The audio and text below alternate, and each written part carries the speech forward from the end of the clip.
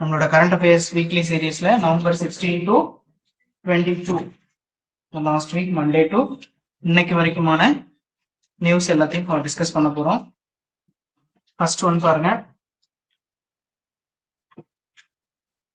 இப்ப நம்ம news paper நீங்க பார்க்கும்போது இங்க நவம்பர் 15 அப்படின்னு கொடுத்திருக்காங்கன்னா அது வந்து ஃபர்ஸ்ட் டே நியூஸ்ல இருந்து நமக்கு பேப்பர்ல வரும்போது அப்ப அந்த நேற்று இருந்துச்சு அப்படின்னு புரிஞ்சுக்கணும். நம்ம 16ல இருந்து போட்டிருக்கோம், 15ல இருந்து இருக்கு அப்படின்னு நினைக்காதீங்க. ஃபர்ஸ்ட் டே நியூஸ்ல இருந்தது, அதாவது அன்னைக்கு நடந்ததை மறுநாள் நமக்கு பேப்பர்ல கொடுக்கறது. ஓகேங்களா? இப்ப இந்த நீட் மசோதா, நீட் விலக்கு மசோதா அப்படின்னு சொல்லி ஒரு விஷயம் 2021ல தமிழ்நாடு அரசு பொறுப்பேற்றதற்கு பிறகு நீட் வந்து நம்ம தமிழ்நாட்டுக்கு மட்டும் விலக்கு வாங்கிட முடியும் அப்படின்னு சொன்னாங்க. அப்படி விலக்கு வாங்க முடியல, அதுக்கு நிறைய பிரச்சனைகள் இருந்துட்டு இருந்துச்சு. இந்த பிரச்சனையோடு தொடர்புடைய சில விஷயங்களும் இன்னைக்கும் நடந்துகிட்டே இருக்கு. நம்ம வந்து ஒரு நீட் வேணும் வேணாம் அப்படின்னு ஒரு பிரச்சனை 2016க்கு அப்புறம் பெரிய இஷ்யூவா கிளம்பிச்சு. 2017ல அனிதா அப்படின்னு ஒரு மாணவி உச்ச நீதிமன்றம் வரைக்கும் போறாங்க, தமிழ்நாட்டுல எங்களுக்கு விலக்கு வேணும் அப்படின்னு சொல்லி. உச்ச நீதிமன்றம் அந்த இடத்துல நீட்டை பத்தி பேசும்போது ஆர்டிகல் 14 ஈக்குவல் பிஃபோர் த லா அப்படின்றத இது வந்து வயலேட் பண்ணும், நீங்க மட்டும் நீட் உங்க ஸ்டேட்டுக்கு மட்டும் இல்லாம இருந்தா அப்படின்னு சொல்லி உச்ச நீதிமன்றம் நீட்டை வந்து என்ன பண்றாங்க, கட்டாயம் அப்படின்னு சொல்றாங்க. அதுக்கு குறுக்காலேயே அப்ப இருந்த ஏடிஎம்கே கவர்மெண்ட்டும் இது எங்களுக்கு விலக்கு வேணும்னு சில சட்டங்களை இயற்றினாங்க, எல்லாத்தையும் பிரசிடென்ட் ரிஜெக்ட் பண்ணியிருப்பார். அதற்கு பிறகு 2021ல பொறுப்பேற்றுக் கொண்ட இப்போ திமுக அரசு பொறுப்பேற்றதற்கு பிறகும் நீட்டில் விலக்கு அப்படின்றதுக்காக ஒரு மசோதானா நம்ம குவாலிட்டியில படிப்போம், புதுசா படிக்கிறவங்களுக்கு இது புரியாம இருக்கலாம். ஒரு பில் ஒண்ணு பாஸ் பண்றாங்க நம்மளோட அசம்பிளியில பாஸ் பண்றது அப்படின்றது திமுகவோட உறுப்பினர்கள் 234 பேர் டோட்டலா இருக்கணும். அதுல ஆட்சி அமைக்க 118 எம்எல்ஏக்களோட சப்போர்ட் வேணும். அப்ப சட்டப்பேரவையில எங்க மாநிலத்திற்கு மட்டும் நீட் நாங்க நடத்த மாட்டோம், எங்களுக்கு மாநிலத்துக்குள்ளேயே நாங்க ஏதாவது ஒரு தேர்வு வச்சு நாங்க கட் ஆஃப் போட்டுக்கிறோம் அப்படின்னு ஒரு பில்ல பாஸ் பண்ணி கவர்னர்கிட்ட கொடுக்குறாங்க. கவர்னர் என்ன பண்ணிட்டாரு, அதை ஃபர்ஸ்ட் டைம் திரும்ப அனுப்புறாரு. இது செட் ஆகாது, ஏன்னா இது உச்ச நீதிமன்றத்தால உறுதி செய்யப்பட்ட ஒண்ணு நீட்டு, நீங்க எப்படி அதை மாநில அரசு சட்டம் இயற்றி ரிமூவ் பண்ணுவீங்க அப்படின்னு இதை சரி பண்ணுங்க அப்படின்னு திருப்பி கொடுக்குறாரு. ஆனா இங்க ஒரு கண்டிஷன் இருக்கும், கவர்னர் ஒரு மசோதாவை ஒரு முறை தான் என்ன பண்ண முடியும், ரீகன்சிடரேஷன் அப்படின்னு பண்ண முடியும், கவர்மெண்ட் கிட்டே கொடுத்து சரி பாருங்கன்னு சொல்லலாம். செகண்ட் டைம் இதே பில்ல கவர்னர்கிட்ட கொடுத்துட்டாங்க அப்படின்னா அவர் கட்டாயமா கையெழுத்து போடணும். அப்ப கவர்னர் தன்னுடைய இன்னொரு ஆயுதம் கையில இருக்கு, அந்த பில்ல அப்படியே பிரசிடென்ட் கிட்ட ஃபார்வர்ட் பண்ணி விட்டுறாரு. பிரசிடென்ட் கொஞ்ச நாள் கழிச்சு அதை ரிஜெக்ட் பண்ணி ஸ்டேட் கவர்மெண்ட் கிட்டே கொடுத்துறாரு. இதையெல்லாம் மனசுல வச்சிருந்தா இப்போ ஒரு பிரச்சனை ஓடிட்டு இருக்கு, நான் பின்னாடி இன்னொரு நியூஸ்ல அதை நான் எக்ஸ்பிளைன் பண்றேன். ஓகேங்களா? கவர்னருடைய அதிகாரத்தை நம்மளால என்ன கொஸ்டின் பண்ண முடியுமா அப்படின்ற ஒரு நியூஸ் வெள்ளி சனியில 2 நாள்ல நியூஸ்ல இருந்திருக்கு. நான் இந்த 17, 18 அப்படியே போயிட்டு பின்னாடி வர நியூஸ்ல அதை எக்ஸ்பிளைன் பண்றேன். இப்ப இந்த நீட் ரத்து பண்ண முடியும் முடியாது அப்படின்றது இப்படி ஓடிட்டு இருக்கா, இந்த பக்கம் அது ஒரு இஷ்யூவா அப்படியே இருக்கு. இதை என்ன பண்றாங்க, இதை ஆய்வு பண்றதுக்காக 2021ல திமுக அரசு பொறுப்பேற்ற உடனேயே நீதிபதி ஏ.கே. ராஜன் தலைமையில ஒரு குழு அமைக்கிறாங்க. ஓகேங்களா? நான் இந்த கமிஷனை சொல்றதுக்காக மட்டும்தான் இந்த நியூஸையே மார்க் பண்ணேன். நீட் ரத்து பண்ண முடியுமா முடியாதான்னு நம்மள டிஎன்பிசி கொஸ்டின் கேட்க போறதே கிடையாது, 100% கேட்க மாட்டாங்க. ஆனா இந்த மாதிரி கமிஷன்ஸ் எல்லாம் நம்மள வந்து கொஸ்டின் கேட்பாங்க. ஏ.கே. ராஜன் குழு எதுக்காக அமைக்கப்பட்டது, ஜஸ்டிஸ் சந்துரு கமிஷன் எதற்காக அமைக்கப்பட்டது, ஜஸ்டிஸ் டி முருகேசன் கமிஷன் எதற்காக அமைக்கப்பட்டது, ஓகேங்களா, ஜஸ்டிஸ் அருணா ஜெகதீசன் கமிஷன் எதற்காக அமைக்கப்பட்டது, ஓகேவா? இதெல்லாம் அப்படியே தெரிஞ்சவங்க சொல்றீங்களா? ஏ.கே. ராஜன் சொல்லிட்டோம், ஒரு மேத்ஸ் ஃபாலோவிங் கேட்டா நீட்டை பத்தி ஆய்வு பண்றதுக்காக வச்சாங்கன்னு சொல்லிட்டோமா. ஜஸ்டிஸ் சந்துருக்கு மட்டும் நான் உங்களுக்கு என்ன சொல்ல போறேன்னா ஒரு 3 பாயிண்ட் சொல்ல போறேன். ஜஸ்டிஸ் சந்துரு தலைமையில 2022ல அமைக்கப்பட்ட குழுதான் முதன் முறையா என்ன பண்றாங்க, ஃபர்ஸ்ட் ஆன்லைன் ரம்மி ப்ரொஹிபிஷன் அப்படின்றத பத்தி பேசுறாங்க. Online rummy prohibition. ஓகேங்களா? அடுத்து 2023ல ஒரு முக்கியமான 2வது முறையா ஒரு கமிஷன் அவர் தலைமையிலேயே உருவாக்கப்படுது. இங்க ஜுவினல் சென்டர் அப்படின்னு சொல்லுவாங்க, ஜுவினல் கேர் சென்டர்ஸ் அப்படின்னு இங்கிலீஷ்ல சொல்லுவாங்க, அதை தமிழ்ல சிறார் கூர்நோக்கு மையங்கள் அல்லது சீர்திருத்த பள்ளின்னு சொல்லுவாங்க. சரிங்களா? கூர்நோக்கு மையங்கள், ஜுவினல் சென்டர் அப்படின்னு சொல்லுவோம். இதெல்லாம் வந்து அதனுடைய கட்டமைப்பு எப்படி இருக்கு, இப்ப நீங்க கிட்டத்தட்ட யாரெல்லாம் மாஸ்டர் படம் பார்த்திருப்பீங்களோ அந்த அமைப்பு தான். அதுக்குள்ள நிறைய தவறுகள் நடந்துட்டு இருக்கு சீர்திருத்த பள்ளியில. அங்க போய் சீர்திருத்தத்துக்காக அவனை உள்ள விடுறாங்க, ஆனா அவங்க சீர்திருத்ததே கிடையாது. அதை விட இன்னும் பெரிய பெரிய தவறுகளை எல்லாம் பழகிட்டு வர மாதிரியான சூழல் தான் இருக்கு. அப்ப அந்த கூர்நோக்கு மையங்களை நம்ம எப்படி ரிஃபார்ம் பண்றது, எப்படி அதை சீர்திருத்தம் பண்ணி நல்ல முறையில வைக்கிறது அப்படின்னு செகண்ட் கமிஷன் அவர் தலைமையில ரிப்போர்ட் கொடுக்குறாங்க. 2024 ஸ்டார்டிங்ல 3வது முறையா அவருக்கு ஒரு முக்கியமான பொறுப்பு கொடுக்கப்பட்டு கமிஷன் ரிப்போர்ட் பண்றாரு. நாங்குநேரி இஷ்யூன்னு மட்டும் எழுதிக்கோங்க, இது பெருசா கேட்பாங்களான்னு தெரியாது, இருந்தாலும் பாத்துக்குங்க. நாங்குநேரி இஷ்யூ, நாங்குநேரில என்னங்க நடந்துச்சு? 12th படிக்கிற பசங்க 2 பேரும் ஜாதி பேரை சொல்லி பேசி சண்டை போட்டு வெட்டிட்டாங்க.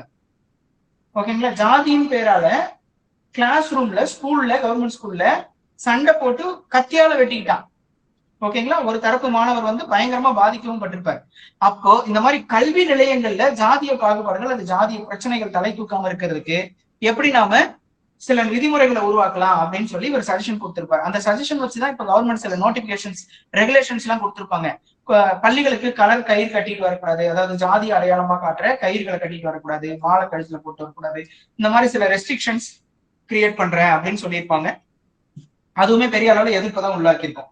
அப்ப ஜஸ்டிஸ் சந்துரு அப்படின்னு இப்ப நீங்க 2021 அப்புறம் திமுக அரசு பொறுப்பேற்றதற்கு பிறகு உருவான கமிஷன்ஸ் எல்லாம் படிக்கிறீங்க அப்படின்னா அவர் மட்டும் 3 தலைப்புகள்ல ரெக்கமெண்டேஷனை கவர்மெண்ட்டுக்கு கொடுத்திருக்கிறார். ஓகேங்களா? 1 online rummy, 2 juvenile care centres வந்து ரிஃபார்ம் பண்றதை பத்தி பேசியிருப்பாரு, 3வதா நாங்குநேரி கேஸ்ட் இஷ்யூ பத்தி பேசி எப்படி ஸ்கூல்ஸ்ல இந்த caste based discrimination or problems வந்து அரைஸ் ஆகாம தடுக்க முடியும் அப்படின்னு பேசியிருப்பாரு. அப்போ சந்துருக்கு நம்ம 3 இஷ்யூ பேசுறோமா? ஜஸ்டிஸ் டி முருகேசன் பாருங்க, Tamil Nadu state new education policy அப்படின்னு ஒண்ணு அவர் ரெக்கமெண்ட் பண்றாரு. நியூ எஜுகேஷன் பாலிசி, இதை நாம 2 வாரத்துக்கு முன்னாடி பேசின கரண்ட் அஃபேர்ஸ் கிளாஸ்ல பேசியிருக்கோம். தமிழ்நாடு புதிய கல்விக் கொள்கை செயலாக்கத்திற்காக ஒரு ஆணைக்குழுவை ஏற்படுத்தியிருக்காங்க 13 பேர் தலைமையில அப்படின்னு பேசுவோமா?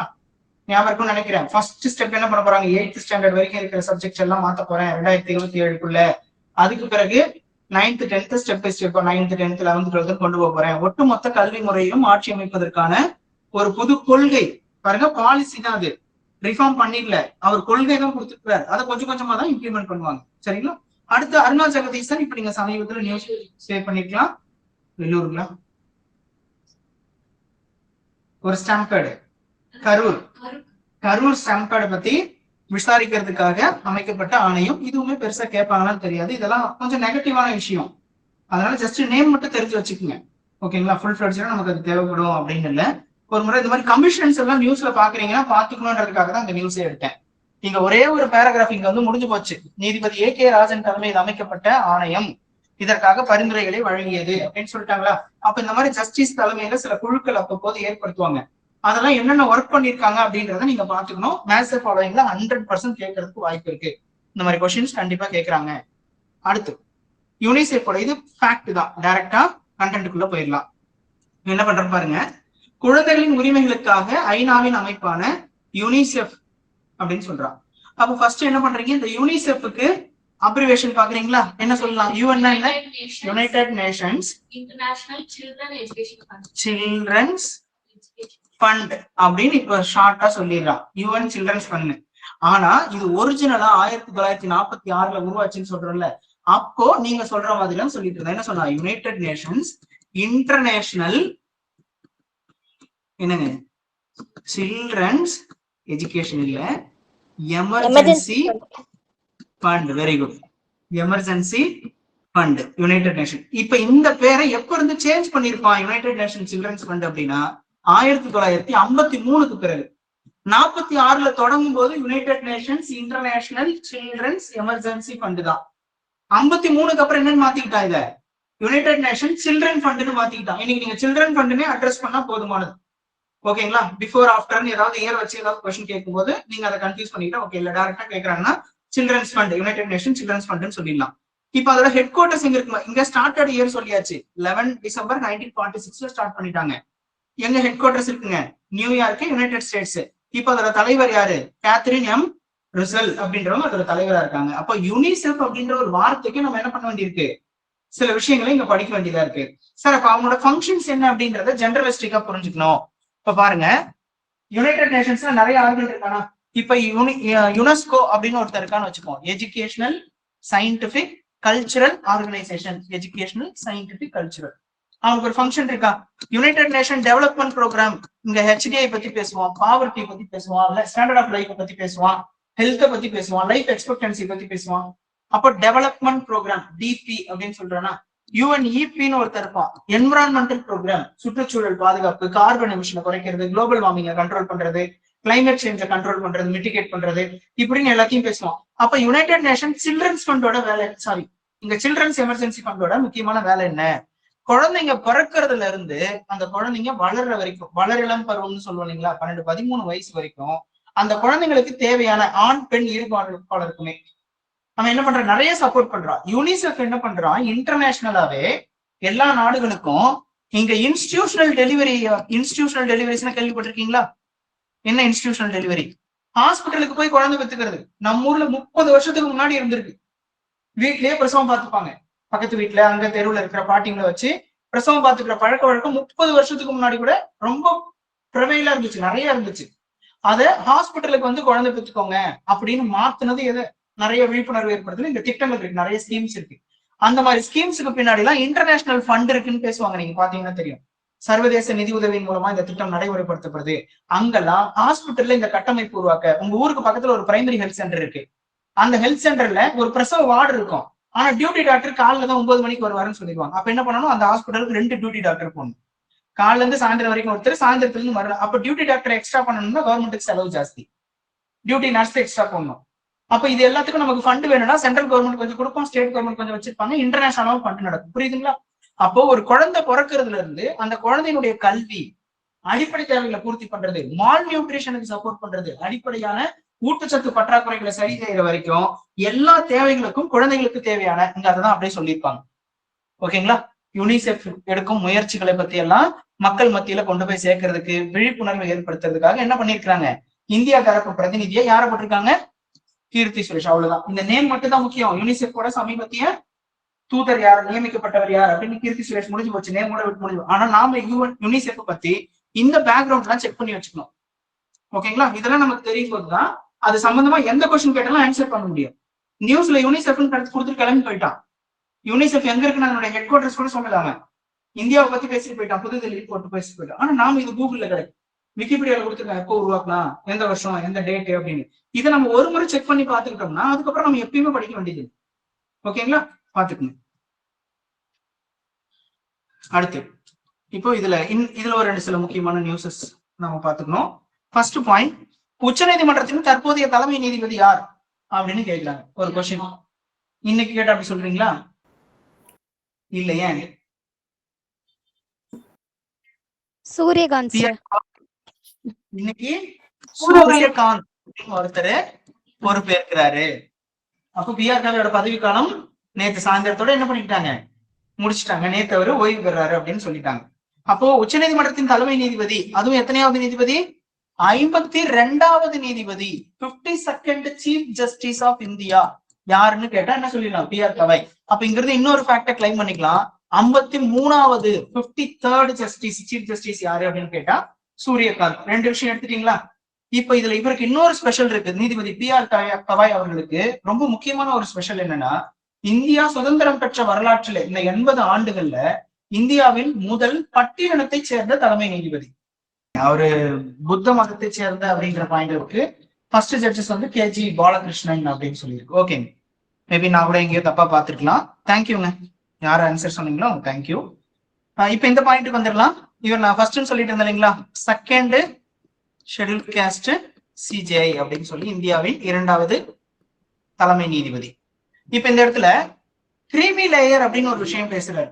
ஆல்ரெடி இது ஓபிசி அப்படின்ற விஷயத்துல, ஓபிசி அப்படின்ற ஒரு ரிசர்வேஷன் கான்செப்டுக்குள்ள கிரீமி லேயர் அப்படின்றது இங்க இம்ப்ளிமெண்டேஷன்ல இருக்கு. அப்புறம் கிரீமி லேயர்னா என்ன, ஒரு அதர் பேக்வர்ட் கிளாஸ் சர்டிபிகேட் வச்சிருக்கிற ஒரு ஃபேமிலியை சேர்ந்தவர், நீங்க வந்து இப்போ ஓபிசி சர்டிபிகேட் அப்ளை பண்ணணும்னா இ சேவை மையத்துல போய் நீங்க கேக்குறீங்க, பக்கத்துல ஏதோ ஒரு இ சேவை மையத்துல ஓபிசி சர்டிபிகேட் அப்ளை பண்ணணும். அவர் முதல்ல உங்களுக்கு என்ன ப்ரொசீஜர் சொல்லுவாருன்னா, இன்கம் சர்டிபிகேட் தான் அப்ளை பண்ண சொல்லுவார். இன்கம் சர்டிபிகேட்டும் நேட்டிவிட்டி சர்டிபிகேட் எல்லாம் இருக்கான்னு செக் பண்ணிட்டு, இப்ப ரீசெண்ட் இந்த வருஷத்துக்கான ஃபேமிலியோட இன்கம் சர்டிபிகேட் எடுக்க சொல்லிட்டு, இந்த பினான்சியல் இயருக்கான சர்டிபிகேட் எடுக்க சொல்லிட்டு, அப்புறமா தான் நம்ம என்ன பண்ணணும், கம்யூனிட்டி சர்டிபிகேட் ஜெராக்ஸ் எல்லாம் வச்சு மறுபடியும் ஓபிசி சர்டிபிகேட்டுக்கு தாலுகா ஆஃபீஸ்க்கு அப்ளை பண்ணணும். அப்ப ஏன் இதை செக் பண்றாங்கன்னு பாருங்க. உங்களுடைய குடும்ப வருமானம், நீங்க இப்போ ஓபிசி சர்டிபிகேட் நாம அப்ளை பண்றோம் அப்படின்னா நம்மளோட பேரண்டோட இன்கம் 8 லட்சம் ரூபாய்க்கு மேல இருக்கு அப்படின்னு சொன்னா அவங்க என்ன சொல்லிடுவாங்க, கிரீமி லேயர் அப்படின்னு சொல்லிடுவாங்க. இப்ப 8 லட்சம் ரூபாய்க்கு மேல இருக்கிற குடும்பத்தை சேர்ந்தவர்களுக்கு என்ன பண்ண மாட்டாங்க, ஓபிசினே வச்சு அந்த ரிசர்வேஷன்ல அலோகேஷன் பண்ண மாட்டாங்க.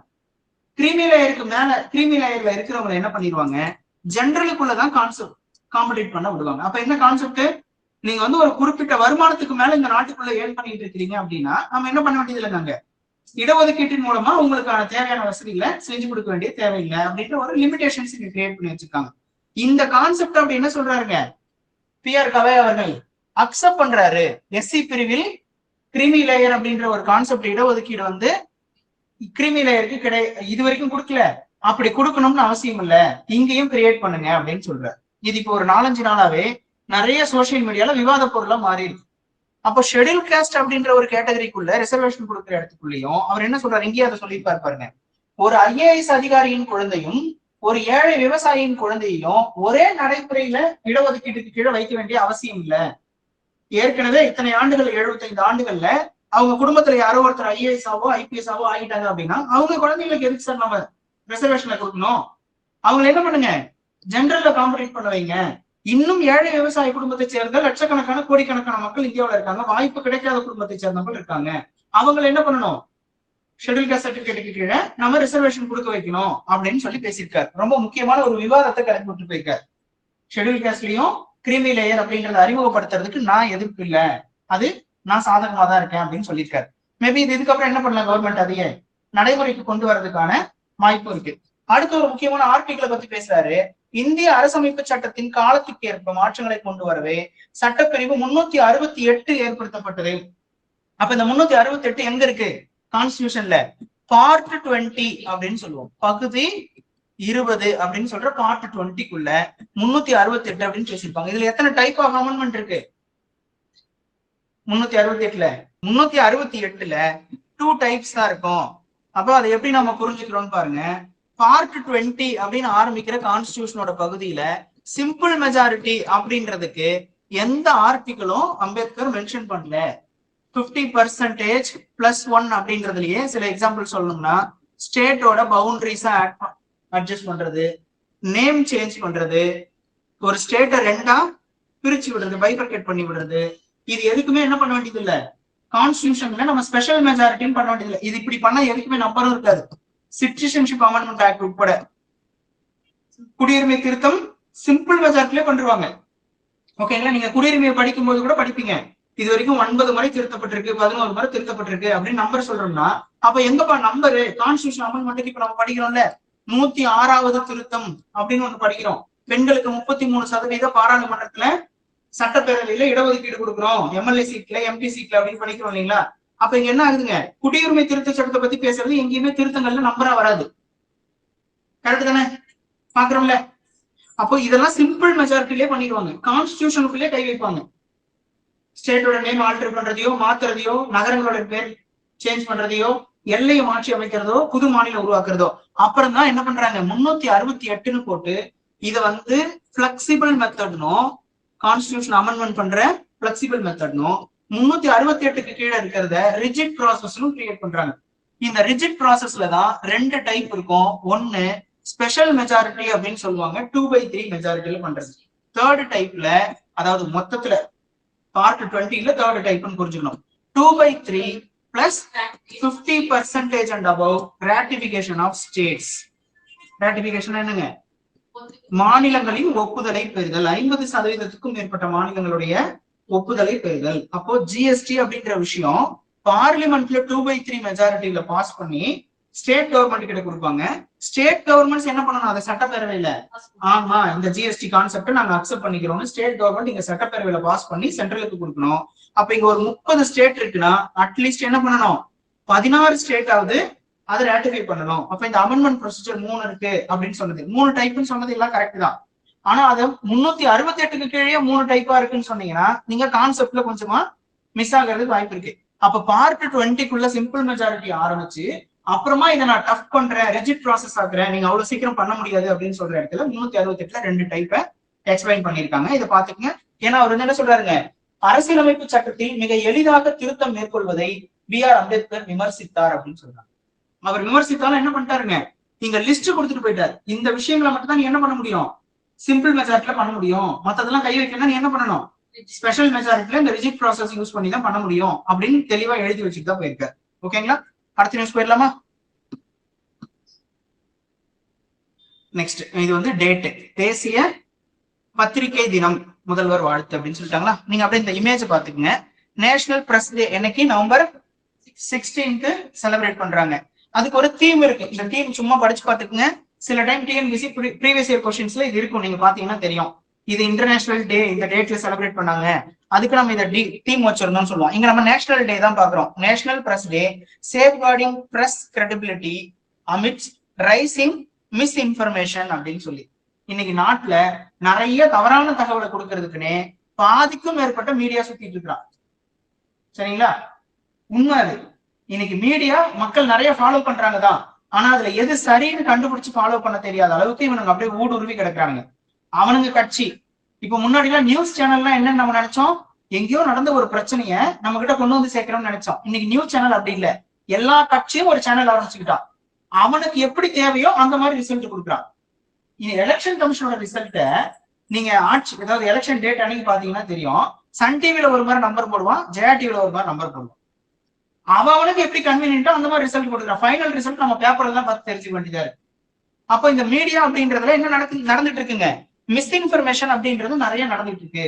அப்படி இல்லாம அவனோட கிரெடிபிலிட்டி நம்மளோட நம்பகத்தன்மை அதை பாதுகாக்கிற மாதிரி நம்ம என்ன பண்ணணும் இருக்கணும் அப்படின்னு சொல்ற மாதிரி ஒரு தீம் வச்சிருக்காங்க. அந்த தீம் படிச்சு பார்த்துட்டு அப்படியே கடந்து போயிடுவானுங்க.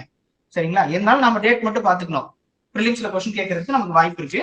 அடுத்த நியூஸ் போயிடலாம். இது வந்து ஜெனரல் நியூஸ், அப்படியே படிச்சு பாருங்க. தமிழ் சமூகத்தின் வரலாற்று ஆய்வை மேற்கொள்ள மாதம் 50,000 உதவித்தொகை கொடுக்குறாங்களாம்.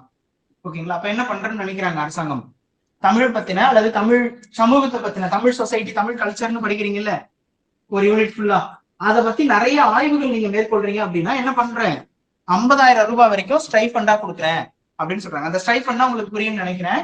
நம்ம ஊர்ல போஸ்ட் கிராஜுவேட் டிகிரி முடிச்சதுக்கு அப்புறம் பிஹெச்டி அப்படின்னு ஒண்ணு பண்ணுவாங்க, டாக்டர் ஆஃப் பிலாசபி அப்படின்னு சொல்லுவாங்க. இந்த பிஹெச்டி பண்றவங்களுக்கு இன்னைக்கும் பல்கலைக்கழகங்கள்ல நீங்க ரெஜிஸ்டர் பண்ணி அரசு பல்கலைக்கழகங்கள்ல பண்றீங்கன்னா உங்களுக்கு ஸ்டைஃபண்ட்னு மாசம் மாசம் ஒரு குறிப்பிட்ட தொகை வழங்கப்படுது. அப்படி நீங்க தமிழ் ஆராய்ச்சி பத்தி ஒரு தமிழ் பல்கலைக்கழகத்துல சேர்ந்து தமிழ் பத்தின ஆராய்ச்சிகள், தமிழ் சமூகத்தை பத்தின ஆராய்ச்சிகள் ஈடுபடுறீங்கன்னா 50,000 ரூபாய் ஸ்டைஃபண்ட் கொடுக்குறோம் அப்படின்னு சொல்லி என்ன பண்ணிருக்காருங்க அமைச்சர் கோவி செழியன் அறிவிச்சிருக்கிறாரு. இதுல அவர் பாருங்க, தமிழ்நாடு ஆவண காப்பகத்தில் 1633 ஆண்டு முதலான புத்தகங்கள், 1670 ஆண்டு முதலான அரசுத்துறை ஆவணங்கள் பராமரிக்கப்பட்டு வருகின்றன. பாருங்க, கிட்டத்தட்ட 400 வருஷத்து டேட்டாலாம் பராமரிச்சுட்டு வராங்களாம். தமிழகத்தின் வரலாற்றை அனைவரும் அறிந்து கொள்ள வேண்டும் என்ற நோக்கில் 1973 ஆண்டு தமிழ்நாடு வரலாற்று ஆராய்ச்சி மன்றம் தொடங்கப்பட்டது. இதுதான் முக்கியமான ஃபேக்ட். இப்ப தமிழ்நாடு வரலாற்று ஆராய்ச்சி மன்றம் அப்படின்றது எப்போது தொடங்கப்பட்டது, இயர் கேட்கலாம், சூஸ் த கரெக்ட் ஸ்டேட்மெண்ட்ல வைக்கலாம். இந்த பாயிண்ட் நல்லா பாத்துக்கங்க. தமிழ்நாடு வரலாற்று ஆராய்ச்சி மன்றம் தொடங்கப்பட்ட வருடம் 1973. நெக்ஸ்ட் பாருங்க, 16th பினான்ஸ் கமிஷன் நிதிக்குழு அறிக்கை குடியரசுத் தலைவரிடம் சமர்ப்பிப்பு. இப்ப பினான்ஸ் கமிஷனை பத்தி நீங்க ஒரு சில பேசிக்ஸ் எழுதணும் அப்படின்னா கான்ஸ்டிடியூஷன்ல என்ன ஆர்டிகல் யாராவது சொல்ல முடியுமா? ஆர்டிகல் 280. Okay, very good. 280 நிதி ஆணையத்தை பத்தி குறிப்பிடப்பட்டிருக்கு. இந்த நிதி ஆணையத்தை எத்தனை ஆண்டுகளுக்கு ஒரு முறை அமைப்பாங்க? 5 ஆண்டுகளுக்கு ஒரு முறை அமைக்கப்படும். எத்தனை ஆண்டுகளுக்கு இந்த நிதி ஆணையத்தின் பரிந்துரைகள் நடைமுறைப்படுத்தப்படும்? அவங்க இப்ப ரெக்கமெண்டேஷன் கொடுத்திருக்காங்கல்ல, நிதிக்குழுவினுடைய அறிக்கை 5 ஆண்டுகளுக்கு. ஓகேங்க, 5 வருஷத்துக்கு நடைமுறைப்படுத்துவாங்க. இப்ப பிரசன்ட் 2021 ஏப்ரல் 1க்கு அப்புறம் 2026 மார்ச் 30 வரைக்கும் எத்தனையாவது நிதி ஆண்டினுடைய நிதிக்குழுனுடைய பரிந்துரை நடைமுறையில இருக்கு? இப்ப 16வது இப்பதான் அறிக்கை. அப்போ 15th பினான்ஸ் கமிஷனோட ரிப்போர்ட் தான் இப்ப பிரசன்ட் இம்ப்ளிமெண்டேஷன்ல இருக்கு. எந்த டேட் வரைக்கும்? மார்ச் 31. சாரி, நான் 13 எழுதிட்டேன், அது எதுவும் தப்பு இல்லை. 31 மார்ச் 31ஆம் தேதி வரைக்கும் நடைமுறையில இருக்க போகுது அப்படின்னு பாக்குறோம். அப்ப இந்த 15வது நிதிக்குழுல என்ன பரிந்துரைகள் அளிக்கப்பட்டது? எதற்காக இந்த நிதி ஆணையம் அமைக்கப்படுது? சென்ட்ரல் ஸ்டேட்டுக்குள்ள பினான்சியல் ஷேர்ஸ பிரச்சனை இல்லாம சுமூகமா செஞ்சு கொடுக்குற வேலையை நிதி ஆணையர்கள் பார்ப்பாங்க. எப்படி சார் சென்ட்ரல் கவர்மெண்ட் பினான்சியல் வந்து பிரிச்சு கொடுக்குறான் அப்படின்னு பாருங்க. இப்போ ஒரு கவர்மெண்டோட எக்கனாமிக் கிளாஸ் கொஞ்சமாவது அட்டன் பண்ணவங்களுக்கு இது கொஞ்சம் நல்லா இருக்கும். இல்ல கொஞ்சம் இன்னும் கிளாஸ் ஆரம்பிக்கல அப்படின்னா நீங்க கிளாஸ் வரும்போது இதை அப்படி புரிஞ்சுப்பீங்க. ஒரு கவர்மெண்டோட ரெவென்யூ அப்படின்றது நிறைய வழிகள் இருக்கும். அது நம்ம 2 முக்கியமான பிரிவா பிரிக்கலாம்னா டாக்ஸ் ரெவென்யூ, நான் டாக்ஸ் ரெவென்யூ அப்படின்னு சொல்லுவாங்க. அரசாங்கத்தினுடைய வருமானம் ஒண்ணு வரி விதிப்பின் மூலமா வரும், இன்னொன்னு நான் டாக்ஸ்ன்னு சொல்றதுக்கு சில எக்ஸாம்பிள் மட்டும் சொல்றேன், நீங்க மத்தது எல்லாத்தையும் மனசுல இமேஜின் பண்ணிக்கங்க. சில பிசினஸ் நடத்துவாங்க, பப்ளிக் செக்டர் அண்டர்டேக்கிங் நடத்துவாங்க, அதுல இருந்து வருமானம் வரும். என்எல்சி நடத்துவாங்க, ஓஎன்ஜிசி வச்சிருப்பாங்க, இதெல்லாம் இந்த வருமானத்துல என்ன சொல்லுவோம், நான் டாக்ஸ் ரெவென்யூ சொல்லுவோம். அவங்க பிசினஸ் மூலமா வந்தது. டாக்ஸ் ரெவென்யூ அப்படின்றது ரெண்டா பிரியும், ஒண்ணு டைரக்ட் டாக்ஸ், இன்னொன்னு இன்டைரக்ட் டாக்ஸ் அப்படின்னு சொல்லுவோம். டைரக்ட் டாக்ஸ் அப்படின்றது நம்மளுடைய income tax, corporate tax, gift tax, wealth tax அப்படின்னு சொல்லுவோம். இதெல்லாம் டைரக்ட் டாக்ஸ். இன்டைரக்ட் டாக்ஸ்ல இன்னைக்கு முழு முதல் வடிவமா இருக்கிறது, பெரும்பாலான பொருட்கள் கவர் பண்ணி வச்சிருக்கிறது ஜிஎஸ்டி. அது இல்லாம இன்னும் ஒரு சில பொருட்களுக்கு வேட் இருக்கு, இன்னும் ஒரு சில பொருட்களுக்கு கஸ்டம்ஸ் டியூட்டி இருக்கு, கலால் வரி அப்படின்றத விதிச்சுட்டு தான் இருக்காங்க. ஒரு சில பொருட்களுக்கு ஜிஎஸ்டில உள்ளடங்காத பொருட்கள் அப்படின்னு சொல்லுவாங்க. இப்ப இந்த டாக்ஸ் ரெவென்யூ மட்டும் எடுத்துக்கோங்களேன், நான் அப்படியே ரவுண்ட் போடுறேன் பாருங்க. கவர்மெண்டோட வருமானம் ரெண்டு வழியா முக்கியமானதா இருக்கு, டாக்ஸ், நான் டாக்ஸ்.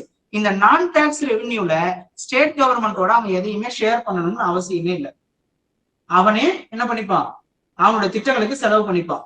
ஆனா டாக்ஸ் ரெவென்யூன்னு ரெண்டு டைப் இருக்கு இல்லையா, டைரக்ட் டாக்ஸ், இன்டைரக்ட் டாக்ஸ்னு எல்லா வழியிலும் இருக்கு இல்லையா, ஜிஎஸ்டி மூலமா வர்றது எல்லாத்துலயும் என்ன பண்ணணும், அவன் ஒரு குறிப்பிட்ட தொகை 100 ரூபாய் வருமானம் வருதுன்னா அந்த 100 ரூபாயில என்ன பண்ணணும், குறிப்பிட்ட தொகையை பிரிச்சு ஸ்டேட் கவர்மெண்ட் கிட்டே கொடுத்துடணும். அதை பரிந்துரைக்கிற வேலைதான் யார் பார்ப்பாங்க, பினான்ஸ் கமிஷன் பார்ப்பாங்க. சார் அப்ப இது இங்க உங்க ஒரு சிலருக்கு புதுசா கவனிக்கிறவங்களுக்கு ஒரு டவுட் வரலாம், ஆல்ரெடி இங்க ஜிஎஸ்டின்னு ஒரு விஷயம் இருக்கே சார், அந்த ஜிஎஸ்டில நீங்க பில்லு பாக்குறீங்க கீழே அப்படின்னா சிஜிஎஸ்டின்னு ஒரு பார்ட் இருக்கும், எஸ்ஜிஎஸ்டின்னு ஒரு பில் இருக்கும். இப்ப 18 கேன்சல் ஆயிடுச்சு, கேன்சல் ஆகல இருக்கு. 18% டாக்ஸ் போடுறீங்க அப்படின்னு சொன்னா 9% ஸ்டேட்டுக்கும் 9% சென்ட்ரலுக்கும் அப்படின்னு சொல்றாங்களா. இது எப்படி பிரிப்பாங்க அப்படின்னு பாருங்க. நான் ஒரு 100 ரூபாயில ஒரு பென் வாங்கினேன், அதுக்கு 18% ஜிஎஸ்டி இருக்குன்னு வச்சுக்கோங்க, 118 ரூபாய்க்கு வாங்கியிருப்பேனா. இப்ப இந்த உற்பத்தி பண்ண கம்பெனி என்ன பண்ணுவான், சென்ட்ரல் கவர்மெண்ட் கிட்ட அந்த 18 ரூபாய் கட்டிடுவான். அடுத்த மாசத்திலேயே இதுல இருந்து 9 ரூபாய் ஸ்டேட் கவர்மெண்ட்டுக்கு பிரிச்சு கொடுத்துருவாங்க. இந்த வேலை கிடையாது பினான்ஸ் கமிஷனோட வேலை, இது ஆட்டோமேட்டிக்கா வந்துடும். தமிழ்நாட்டில இருந்து ஜிஎஸ்டி செலுத்தப்பட்ட தொகை 10,000 கோடி ரூபாய் அப்படின்னு ஒரு கணக்கு இருக்குன்னு வச்சுக்கோங்க. இதுல 5,000 கோடிய அடுத்த மாசமே சென்ட்ரல் கவர்மெண்ட் நம்ம அக்கௌண்ட்டுக்கு ரிட்டர்ன் பண்ணிடுவான். அதான் சிஜிஎஸ்டி, எஸ்ஜிஎஸ்டின்னு தெரியுது, சென்ட்ரலோட பங்கு ஸ்டேட்டோட பங்குன்னு. இப்ப சிஜிஎஸ்டின்னு அவங்ககிட்ட ஒரு 5,000 கோடி ரூபாய் இருக்குல்ல, அந்த அமௌண்ட் இந்தியாவோட எந்த மூலையில இருந்து நம்ம இன்கம் ஏர்ன் பண்ணாலும், தமிழ்நாட்டுக்காரரா இருந்தாலும் அசாம்காரரா இருந்தாலும் இன்கம் டாக்ஸ் யாரு கட்டணும், சென்ட்ரல் இன்கம் டாக்ஸ் கட்டணும். அப்ப டைரக்ட் டாக்ஸ்ல வந்த வருமானம் இது எல்லாத்தையும் சேர்த்து அவனுக்கு டாக்ஸ் ரெவென்யூ அப்படின்னு ஒரு தொகுப்பா பெரிய பணம் வச்சிருப்பானா, அந்த பணத்துல 100 ரூபாயில எத்தனை பர்சன்டேஜ் பிரிச்சு கொடுக்குறாங்க, இப்போ 41% பிரிச்சு கொடுக்குறாங்க. 100 ரூபாயில 59 ரூபாய் தான் அவன் என்ன பண்ணிக்கிறான், செலவுக்கு வச்சுக்கணும். 41 ரூபாய் யாருக்கு பிரிச்சு கொடுத்துடணும், ஸ்டேட் கவர்மெண்ட்டுக்கு பிரிச்சு கொடுத்துடணும்.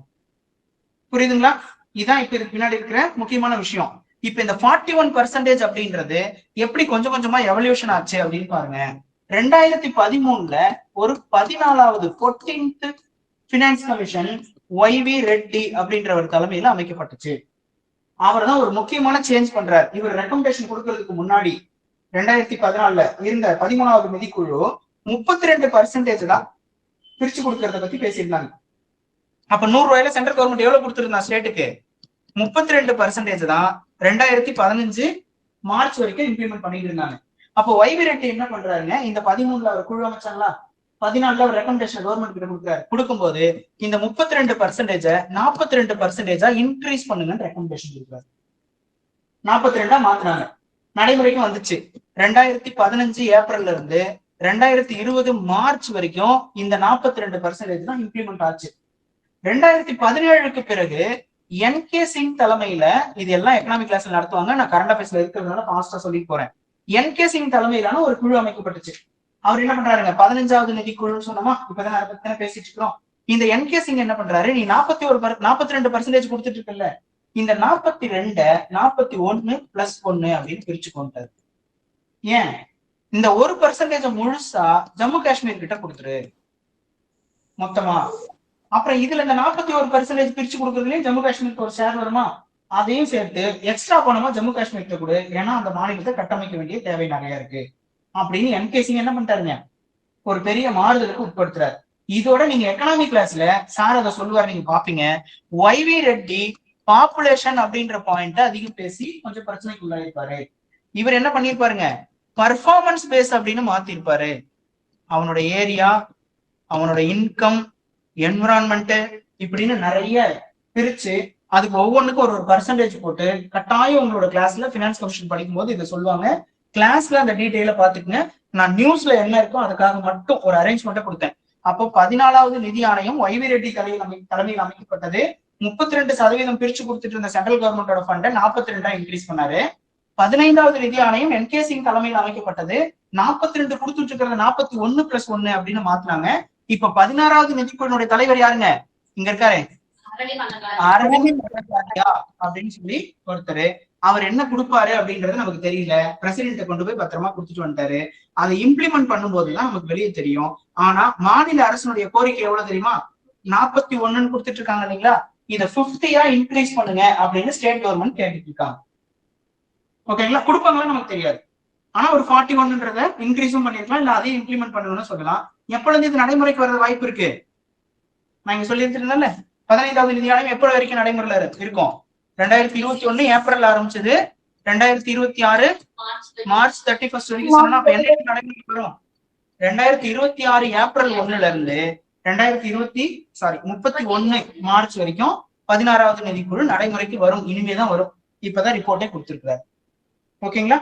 இதுல கண்டிப்பா உங்களை ஒரு அரேஞ்ச்மெண்ட்டோ இல்ல ஹைரார்கியோ மேட்ச் த ஃபாலோயிங்கோ YV ரெட்டி நேம்ஸ் கொடுத்து மேட்ச் பண்ண சொல்றதோ டிஎன்பிசி நிறைய முறை கேட்டிருக்கான். முதல் நிதிக்குழுவினுடைய தலைவர் யார், 12வது நிதிக்குழுவின் தலைவர் யார், இந்த மாதிரி பழைய கொஸ்டின்ஸ்ல இருக்கு 2014-15 கேட்டதுல. ஏன்னா அப்ப இதெல்லாம் டிஸ்கஸ் பண்ணிருப்பாங்க. YV ரெட்டியை பத்தி பேசும்போது அன்னைக்கு படிச்ச ஆஸ்பிரன்ஸ் அதுக்கு முன்னாடி இருந்த 12, 11 எல்லாம் படிச்சிருப்பாங்கல்ல. அந்த மாதிரி இப்ப நீங்க 14வது படிச்சுட்டு இருக்கீங்க. நான் உங்களுக்கு 15, 14 பத்தி சொல்லி விட்டுருக்கேன். உங்க கிளாஸ்லயே இந்த எக்கனாமிக் கிளாஸ்ல டீடைலா சொல்லுவாங்க. கொஞ்சம் கான்செப்ட்ஸா அதோட சேர்ந்து ஃபேக்சுவலையும் பாத்துக்குங்க. கிளாஸ் நோட்ஸ்ல இருக்கிறத நான் ரஃபா ஒரு ஸ்கெலிட்டான் மட்டும் தான் போட்டிருக்கேன். ஓகே, அடுத்து பாருங்க. இதை நான் அங்கங்க எழுதுறேன்னு நினைக்காதீங்க. என் கூட நான் எழுதுறதையும் நான் பேசுறதையும் கேட்டுக்கிட்டே கவனிச்சுட்டு வந்தீங்கன்னா அந்த அரேஞ்ச்மெண்ட் உங்களுக்கு கரெக்டா புரியும். அடுத்து, சாம்பியன் கோப்பையை தக்க வைத்தார் சின்னர். இங்க ஒரே ஒரு விஷயம் தான். என்ன போட்டி நடந்திருக்குன்னு பாருங்க. ஸ்போர்ட்ஸ்ல இதை தாண்டி என்ன கொஸ்டின் கேட்க முடியும்? ஏடிபி ஃபைனல்ஸ் அப்படின்னு ஒரு போட்டி, ஏடிபி அப்படின்ற ஒரு டோர்னமெண்ட் நடக்குது. அந்த டோர்னமெண்ட் எங்க நடந்திருக்குன்னு பாருங்க. துரின் அப்படின்ற ஒரு சிட்டில நடந்திருக்கு. அது எங்க இருக்கு? அந்த துரின்ற சிட்டி லொகேஷன் இங்க எழுதியிருக்கேன், இத்தாலி. இப்ப யார் வின் பண்ணிருக்கா? இத்தாலியை சேர்ந்த, அவங்க நாட்டுலதான் போட்டி நடந்துச்சு. யானிக் சின்னர் அப்படின்றவர் என்ன பண்ணிட்டாருங்க? சாம்பியன் பட்டம் வென்றிருக்காரு. ஸ்பெயினை சேர்ந்த கார்லோஸ் அல்கராஸ் வீழ்த்தி சாம்பியன் பட்டம் வென்றார். அப்ப யார் second place? Carlos Alcaraz second place. First place Jannik Sinner அப்படின்றவர். இப்ப ஸ்போர்ட்ஸ் கொஸ்டின் என்ன கேட்கலாம்? இந்த போட்டி எங்க நடைபெற்றதுன்னு கேட்கலாமா? இத்தாலியில துரின் சிட்டியில நடந்துச்சு. போட்டியோட பேரு ஏடிபி அப்படின்ற ஒரு டோர்னமெண்ட் நடந்திருக்கு. யார் வின்னரு? இங்க யானிக் சின்னர் அப்படின்றவர் வின்னர். ரன்னர் கேட்டாலும் நம்ம சொல்லிக்கலாம் கார்லோஸ் அல்கராஸ். இதுக்கு மேல இந்த நியூஸ்குள்ள இருக்கிற எல்லாமே வெட்டி கதை தான். சரிங்களா? வேற எதுவுமே நமக்கு எக்ஸாம்ல தேவைப்படாது. வேற எதையும் கேட்கவே போறது இல்லை. அவர் எத்தனை கோல் அடிச்சாரு, எத்தனையாவது சுற்றுல வின் பண்ணாரு, எந்த கதையும் கேட்க மாட்டாங்க. டைரக்டா வின்னரு, ரன்னரு, போட்டியோட பேரு, போட்டி எங்க நடைபெற்றது, இதுக்கு மேல ஃபேக்ட் கேட்க வாய்ப்பு இல்லை. அப்ப அந்த பேஜ் முழுக்க இருந்த நியூஸ் நான் இது மட்டும் தான் கட் பண்ணி போட்டிருக்கேன். இது மட்டுமே நமக்கு எக்ஸாம் பாயிண்ட் ஆஃப் வியூல போதுமானது. அடுத்து, இது ஒரு பிரச்சனை இப்ப கொஞ்ச நாளா ஓடிட்டு இருக்கு. நெல் கொள்முதலுக்கான ஈரப்பதம். இப்போ ஒரு மாசமா நீங்க கவனிச்சிருப்பீங்க, நிறைய இடத்துல நெல் முளைச்சிருச்சு, மூட்டையிலேயே நனைஞ்சு எல்லா மூட்டையிலேயே முளை விட்டுருச்சு, எல்லாம் வீணா போச்சு அப்படின்னு சொல்லி தஞ்சை டெல்டா பகுதிகளில் பெரிய பிரச்சனையை பார்த்திருப்பீங்க. இப்போ தமிழ்நாடு அரசு என்ன கோரிக்கை வைக்கிறாங்கன்னு பாருங்க. சென்ட்ரல் கவர்மெண்ட்டுக்கு இங்க வந்து நெல்லுக்கான அந்த ஈரப்பதம், மாய்ச்சர் கண்டென்ட், மாய்ச்சர்னு சொல்லுவோம் இல்லைங்களா, அந்த மாய்ச்சர் வந்து நெல்லுல ஒரு குறிப்பிட்ட அளவு இருந்தா போதும். இப்ப என்ன பண்ணுவாங்க, இந்த மாய்ச்சர் மெஷர்மெண்ட்டுக்குன்னு அவங்க ஒரு மிஷின் வச்சிருப்பாங்க. அந்த நெல்லை நீங்க மூட்டை மூட்டையை எடுத்துட்டு போனதா அவர் என்ன பண்ணுவாரு, நீங்க ஊர்ல பால் வாங்குற பூத்துக்கு போனீங்கன்னா பால் ஊத்துற இடத்துல ஒரு சின்ன டியூப் மாதிரி எடுத்து அந்த பால்ல போடுவாங்க. டிகிரி பார்ப்பாங்கன்னு நினைக்கிறேன், லாக்டோ டிகிரிங்களா அது, அந்த லாக்டோ டிகிரி வச்சு அது எவ்வளவு டிகிரி இருக்கு அப்படின்னு சொல்லி செக் பண்ணுவாங்க.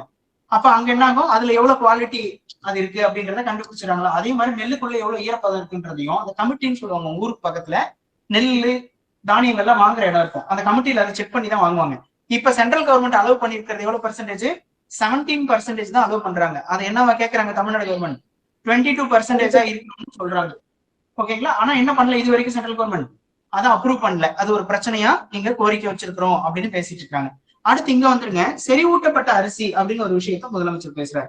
அதுக்கும் வந்து என்ன பண்றாங்க, 25 கிலோ பையா சிப்பம் பண்றதுக்கு 50 கிலோவா அதிகரிக்கணும், இதை இத்தனை டன் வரைக்கும் எங்களுக்கு அலோவ் பண்ணணும், அதுக்கு BIS தரநிலைகளுக்கு 500 மூட்டைகளுக்கு ஏற்பதுக்கு அனுமதி கொடுக்கணும் அப்படின்னு சில கண்டிஷன்ஸ் கேட்கறாங்க. இந்த கண்டிஷன்ஸ் எல்லாம் சும்மா படிச்சு பார்த்தா போதும். நீங்க செறிவூட்டப்பட்ட அரிசினா என்ன அப்படின்னு பார்க்கணும். ஃபோர்டிஃபைடு ரைஸ் அப்படின்னு சொல்றாங்க. சரிங்களா? அது என்ன ஃபோர்டிஃபைடு? நம்ம ஊரோட மிகப்பெரிய, இந்தியாவுடைய மிகப்பெரிய பிரச்சனை என்ன அப்படின்னு கேட்டா மால் நியூட்ரிஷன், ஊட்டச்சத்து பற்றாக்குறை. அந்த ஊட்டச்சத்து பற்றாக்குறை எப்படி சரி செய்யலாம் சார்? நிறைய பொருள் சாப்பிடலாம், கேரட் சாப்பிடலாம், பீட்ரூட் சாப்பிடலாம், இதெல்லாம் சாப்பிட்டா இந்த சத்துக்கள் கிடைச்சிரும், பால் குடிச்சா கால்சியம் கிடைச்சிரும், நம்மள மைக்ரோ நியூட்ரிஷன் சொல்றோம் இல்லைங்களா, அதெல்லாம் கிடைக்கிறதுக்கு ஒவ்வொரு பொருள் சொல்லலாம். இதெல்லாம் வாங்கி சாப்பிடறான்னு பார்த்தா இந்தியாவினோட மொத்த பாப்புலேஷன் 150 கோடியில 40 கோடிக்கும் மேற்பட்டவர் வெறும் அரிசியும் கோதுமையும் தான் சாப்பிட்டு இருக்கான். இன்னும் முழுமையான ஊட்டச்சத்துக்கான பொருட்களை அவன் ரீச் பண்ணவே இல்லை. ஓகேங்களா? அப்ப இவனுக்கு என்ன பண்ணலாம்? அவனுக்கு என்ன பொருள் ரேஷன் கடையில் நம்ம கொடுத்துட்டு இருக்கிறோம்? அரிசி, கோதுமை, இதெல்லாம் கொடுத்துட்டு இருக்கோமா? அந்த அரிசியவே 1 கிலோ எடுத்து அதுல ஒரு 2 milligram magnesium, 2 milligram calcium, zinc, என்னென்ன சத்துக்கள் தேவையோ அதை எப்படி உடம்பு அப்சர்வ் பண்ணிக்குமோ அந்த பவுடர் ஃபார்மேட்ல அந்த அரிசி கூட மிக்ஸ் பண்ணி அந்த ஃபேமிலி கிட்ட கொடுத்துட்டா என்ன ஆயிடும்? சமைச்சு சாப்பிட்டுப்பான். அப்ப அவன் கன்சியூம் பண்ற ஒரே பொருள் அரிசி தான், கோதுமை தான். எல்லா பொருளும் காய்கறிலாம் வாங்கி சாப்பிடுற அளவுக்கு அவன் இன்னும் வறுமையை விட்டு வெளியே வரல. அப்ப அவனையும் நம்ம மால் நியூட்ரிஷன்ல இருந்து வெளியே கொண்டு வரணும். ஊட்டச்சத்து பற்றாக்குறை இல்லாம நல்ல ஹெல்த்தியான பர்சனா கொண்டு வரணும். அப்ப அவங்ககிட்ட அரிசியில கலந்து கொடுத்துடலாம். அதுதான் என்ன பண்றாங்க? ஃபோர்டிஃபைடு ரைஸ் அப்படின்னு சொல்றாங்க. செறிவூட்டப்பட்ட அரிசி. இந்த அரிசி நம்ம ஆளுங்க வழக்கமான முறையில தண்ணியில போட்டு கழுவி எல்லாம் சாப்பிடக்கூடாது, அவிக்கிறதுக்கு முன்னாடி. அப்படியே அரிசியில கொட்டி குக்கர்ல வச்சு சாப்பிடுவோம்ல, வடிக்காம அரிசி அதுலயே தண்ணியிலே வெந்து வர மாதிரி ஒரு கான்செப்ட் இருக்கு இல்லையா, அப்படிதான் சாப்பிடணும். இல்லைன்னா எல்லாம் கரைஞ்சு ஒரு பேர். அப்ப இந்த ஃபோர்டிஃபைடு ரைஸ் அப்படின்றதுக்கு பேக்கிங் மெத்தட், இந்த அலோவ் பண்ற ப்ரொசீஜர் எல்லாம் எங்களுக்கு இன்னும் எக்ஸ்டெண்ட் பண்ணுங்கன்னு கவர்மெண்ட் கேட்டிருக்காங்க. நீங்க இது என்னன்னு மட்டும் தெரிஞ்சுக்கோங்க, அது போதும். செறிவூட்டப்பட்ட அரிசினா என்ன? இன்னும் சில இடங்கள்ல நியூஸ்ல நீங்க பேசும்போது கோல்டன் ஃபோர்டிஃபைடு ரைஸ்ன்னு இதை சொல்லுவாங்க. தங்க செறிவூட்டப்பட்ட அரிசின்னு பேப்பர்ல பேசுவாங்க. 2022க்கு பிறகு இதை வந்து பார்லிமெண்ட்ல அப்ரூவல் கொடுத்து நாடு முழுக்க நடைமுறைப்படுத்த ஆரம்பிச்சிருப்பாங்க.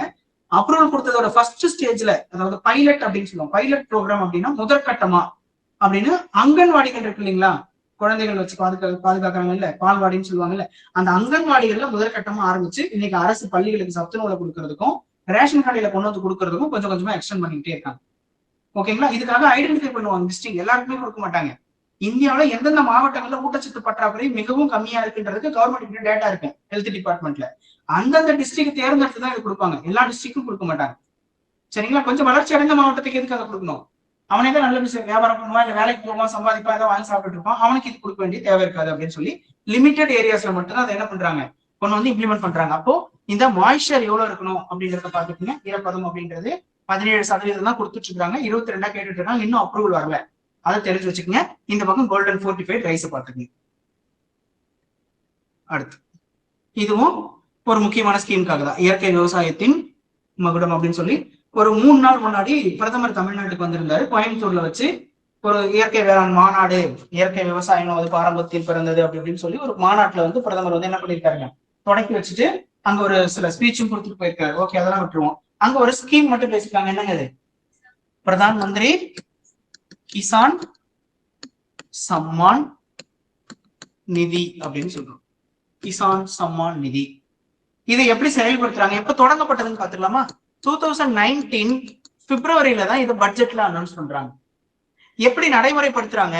2018 டிசம்பர்ல இருந்து 2019 மார்ச் வரைக்கும்னு 4 மந்த்துக்கு சேர்த்து 2000 ரூபாயை என்ன பண்றாங்க, விவசாயியோட வங்கி கணக்குல நேரடியா வரவு வைக்கிறாங்க. இதே மாதிரி 4 மாசத்துக்கு ஒரு முறைன்னு சொல்லி வருஷத்துக்கு 3 தவணையில 2000 ரூபாயா விவசாயிகளோட வங்கி கணக்குல வரவு வைக்கப்படுது. இன்னைக்கு கணக்குப்படி இங்க அந்த டேட்டா சொல்லியிருப்பாங்க, கிட்டத்தட்ட 9 கோடிக்கும் அதிகமான விவசாயிகள் இன்டு 2000, அப்போ 18,000 கோடிய ஒவ்வொரு 4 மாசத்துக்கு ஒரு முறையும் மக்களுக்கு என்ன பண்றாங்க, சென்ட்ரல் கவர்மெண்ட் விடுவிச்சு கொடுக்குறாங்க. அந்த 9 கோடி விவசாயிகள்ல கிட்டத்தட்ட 52 லட்சம் விவசாயிகள் தமிழ்நாட்டுல இருந்தும் பயன்பெறதா சொல்றாங்க. நம்பர் எக்ஸாக்டா தேவையில்லை, உங்களுக்கு புரியுறதுக்கு மட்டும் சொல்லிட்டு. ஒட்டுமொத்த இந்தியா முழுக்க 9 கோடிக்கும் அதிகமான பயனாளிகள் அப்படின்னு சொல்றாங்களா? எவ்வளவு அமௌண்ட் கொடுத்துட்டோம் அப்படின்றத 18,000 கோடி அப்படின்னு சொல்றாங்க. அப்ப 3 தவணை கொடுக்குறாங்க. இது எப்படி சார் கொடுக்குறாங்க அப்படின்னு பாருங்க. முதல்ல இந்த 4 மாசத்துக்கு ஒரு முறை அப்படின்ற இந்த பருவத்தெல்லாம் எடுத்து பாத்தீங்கன்னா, ஃபர்ஸ்ட் பருவம் ஜூன்ல இருக்கும், செகண்ட் பருவம் இப்போ நவம்பர்ல இருக்கும், 3வது எப்ப இருக்கு, மார்ச்ல இருக்கு. என்ன இதெல்லாம் எதை கனெக்ட் பண்ணுது? ஜூன்ல காரிஃப், நவம்பர்ல ராபி, மார்ச்ல ஜயாத். 3 பருவத்தை கனெக்ட் பண்ணுதான். அப்ப இதை என்ன சொல்றாங்க, விவசாயிகளுக்கான நிதியும் சொல்லி விரும்பிக்கிறாங்களா? எதுக்காக அதை விவசாயிகிட்ட கொடுக்குறாங்க? அவனோட இன்புட் காஸ்ட்னு நினைச்சு கொடுக்குறாங்க. ஈடுபொருட்கள்னு சொல்லுவோம்ல, ஒரு விதை வாங்கணும், அவனுக்கு 1000 ரூபாய் தேவைப்படும். ஒரு ஏக்கர் நிலம் வச்சிருப்பாரு, ஒரு டிராக்டர் கூப்பிட்டு உழுனா கூட 1000 ரூபாய் தேவைப்படும். அப்போ உழுது அதை விதைச்சு விட்டுட்டா என்ன பண்ணலாம், நம்ம ஏதோ ஒரு ஈல்ட 3 மாசம் கழிச்சு எடுக்கலாம். அப்போ விவசாயிகள் அந்த விவசாயத்தை பண்ண வைக்கிறதுக்காக நான் இதை கொடுக்குறேன் அப்படின்னு சொல்றாங்க. அப்ஜெக்டிவ்னு பேசுவோம் இல்லைங்களா, அதுக்காக அந்த அப்ஜெக்டிவ் பாத்துக்கணும். எப்படி இம்ப்ளிமெண்ட் பண்றாங்க? 4 மாசத்துக்கு ஒரு முறை 2000 6000 ரூபாயை விவசாயிகளுடைய வங்கி கணக்குல வைக்கிறாங்க. யார் யாருக்கெல்லாம் கொடுக்குறாங்க? ஓவரால் எலிஜிபிலிட்டி அப்படின்னு பாருங்க. எலிஜிபிலிட்டி கேண்டிடேட்டுக்கு நாம இப்போ ஒரு ஊர்ல ஒருத்தர் 15 ஏக்கர் இடம் வச்சிருக்காரு, அவர் எலிஜிபிள்? அதுக்கு கிடையாது. யார் எலிஜிபிள்? 5 ஏக்கர் அப்படின்னு சொல்றோம். இல்லைன்னா அது என்ன சொல்லுவாங்க, 2 ஹெக்டேர்னு சொல்லுவாங்க. ஒரு ஹெக்டேர்னா 2.5 ஏக்கர், 2 ஹெக்டேர்னா 5 ஏக்கர்னு சொல்லுவான். இவங்களை என்ன சொல்றோம் நம்ம டெக்னிக்கலா? ஸ்மால் அண்ட் மார்ஜினல் ஃபார்மர்ஸ் அப்படின்னு சொல்றோம். சிறு குறு விவசாயிகளுக்கு மட்டும்தான் இந்த ஸ்கீம்ல என்ன பண்ணுவாங்க, அந்த பிரதான் மந்திரி கிசான் சம்மான் ஸ்கீம்ல அப்ரூவலே கொடுப்பாங்க. அப்ப இந்த ஸ்கீம் எப்படி சார் அப்ளை பண்ணணும்? நீங்க உங்க ஊர்ல 4 ஏக்கர் நிலம் தான் வச்சிருக்கீங்கன்னா, ஊருக்கு பக்கத்துல இருக்க இ சேவை மையத்துல போயிட்டு இந்த பிரதான் மந்திரி கிசான் சம்மானுக்கு அப்ளை பண்ணணும். அப்ளை பண்ணிட்டதுக்கு அப்புறம் அவங்க ரெவன்யூ டிபார்ட்மெண்ட்ல கொடுத்து, அப்புறம் பிடிஓ ஆபீஸ்ல கொடுத்து அப்ரூவல் கொடுப்பாங்க. அதுக்கப்புறம் உங்களுக்கு என்ன, முதல்ல ஒரு கார்டு கொடுப்பாங்க, நீங்க ஸ்மால் அண்ட் மார்ஜினல் ஃபார்மர் அப்படின்னு ஒரு அடையாள அட்டை கொடுப்பாங்க. அந்த அட்டையை வச்சுக்கிட்டு தான் நம்ம என்ன பண்ணணும், கிசான் சம்மானுக்கு அப்ளை பண்ணணும். அப்புறம் தான் டிபார்ட்மெண்டோட அப்ரூவல் கிடைக்கும். சரிங்களா? ஸ்கீம் பாத்துக்குங்க. நான் அதுக்காக தான் இந்த நியூஸை மார்க் பண்ணேன். கேட்கறதுக்கு எங்கேயாவது எழுதுறதுக்கு தேவைப்படும். மெயின்ஸ்ல எழுதும்போது விவசாயிகளின் வருமானத்தை இரட்டிப்பாக்க, விவசாயத்தை கண்டினியூஸா விவசாயிகள் பண்ண வைக்கிறதுக்காக, விவசாய மேம்பாட்டுக்காக அரசாங்கம் செயல்படுத்தும் திட்டங்களை விவரித்து எழுதுன்னு கேட்பான் மெயின்ஸ்ல. குரூப் 2 மெயின்ஸும் கேட்பான், குரூப் 1 மெயின்ஸும் கேட்பான். அங்கெல்லாம் இந்த மாதிரி ஸ்கீமை போட்டு அதோட பெனிஃபிஷியர்ஸ் யாரு, எப்படி கொடுக்குறாங்க, எப்ப தொடங்குறாங்கன்னு போட்டு ஒரு 10 பாயிண்ட் எழுதி விட்டுட்டீங்கன்னா அதெல்லாம் முடிஞ்சு போச்சு. ஓகேங்களா? அங்க போயிட்டு சும்மா என்ன பண்ணக்கூடாது, விவசாயத்துக்குலாம் கவர்மெண்ட் ஒண்ணுமே பண்றது இல்ல, அப்படிதான் எல்லா சோசியல் மீடியால பேசிட்டு இருப்பான், விவசாயிகளை கைவிட்ட அரசு. ஆனா இங்க 100 கணக்குல ஸ்கீம் இருக்கும், அது கரெக்டா போய் சேர்ந்துருக்காரு. அதை நம்ம சேர வைக்கிறதுக்கு தான் கவர்மெண்ட் அபிஷியல்ஸ் இங்க அப்பாயின் பண்றாங்க. சோ நம்ம மெயின்ஸ்ல கேட்கும்போது எல்லாத்தையுமே பாசிட்டிவ் அப்ரோச்ல இது எல்லாத்தையும் எழுதி விட்டுருணும். சரிங்களா? எவ்வளவு ஸ்கீம்ஸ் இருக்கு அப்படின்றது. நெக்ஸ்ட் பாருங்க, இதுவுமே இந்தியாவில் உறுப்பு மாற்று சிகிச்சைகள் அப்படின்னு ஒரு முக்கியமான விஷயம் பேசுறாங்க. அதுல தமிழ்நாட்டோட பங்களிப்பு 24% சொல்றாங்க. அப்ப என்ன மீனிங்? இந்தியாவிலேயே அதிகமான உறுப்பு மாற்று அறுவை சிகிச்சை எங்க நடக்குதுன்னு புரிஞ்சுக்கணும், தமிழ்நாட்டுலதான் நடக்குது. அதை இங்க நம்பரா சொல்றாங்க. 268 உறுப்பு தானங்கள் நடைபெற்றிருக்கு அப்படின்னு சொல்றாங்க.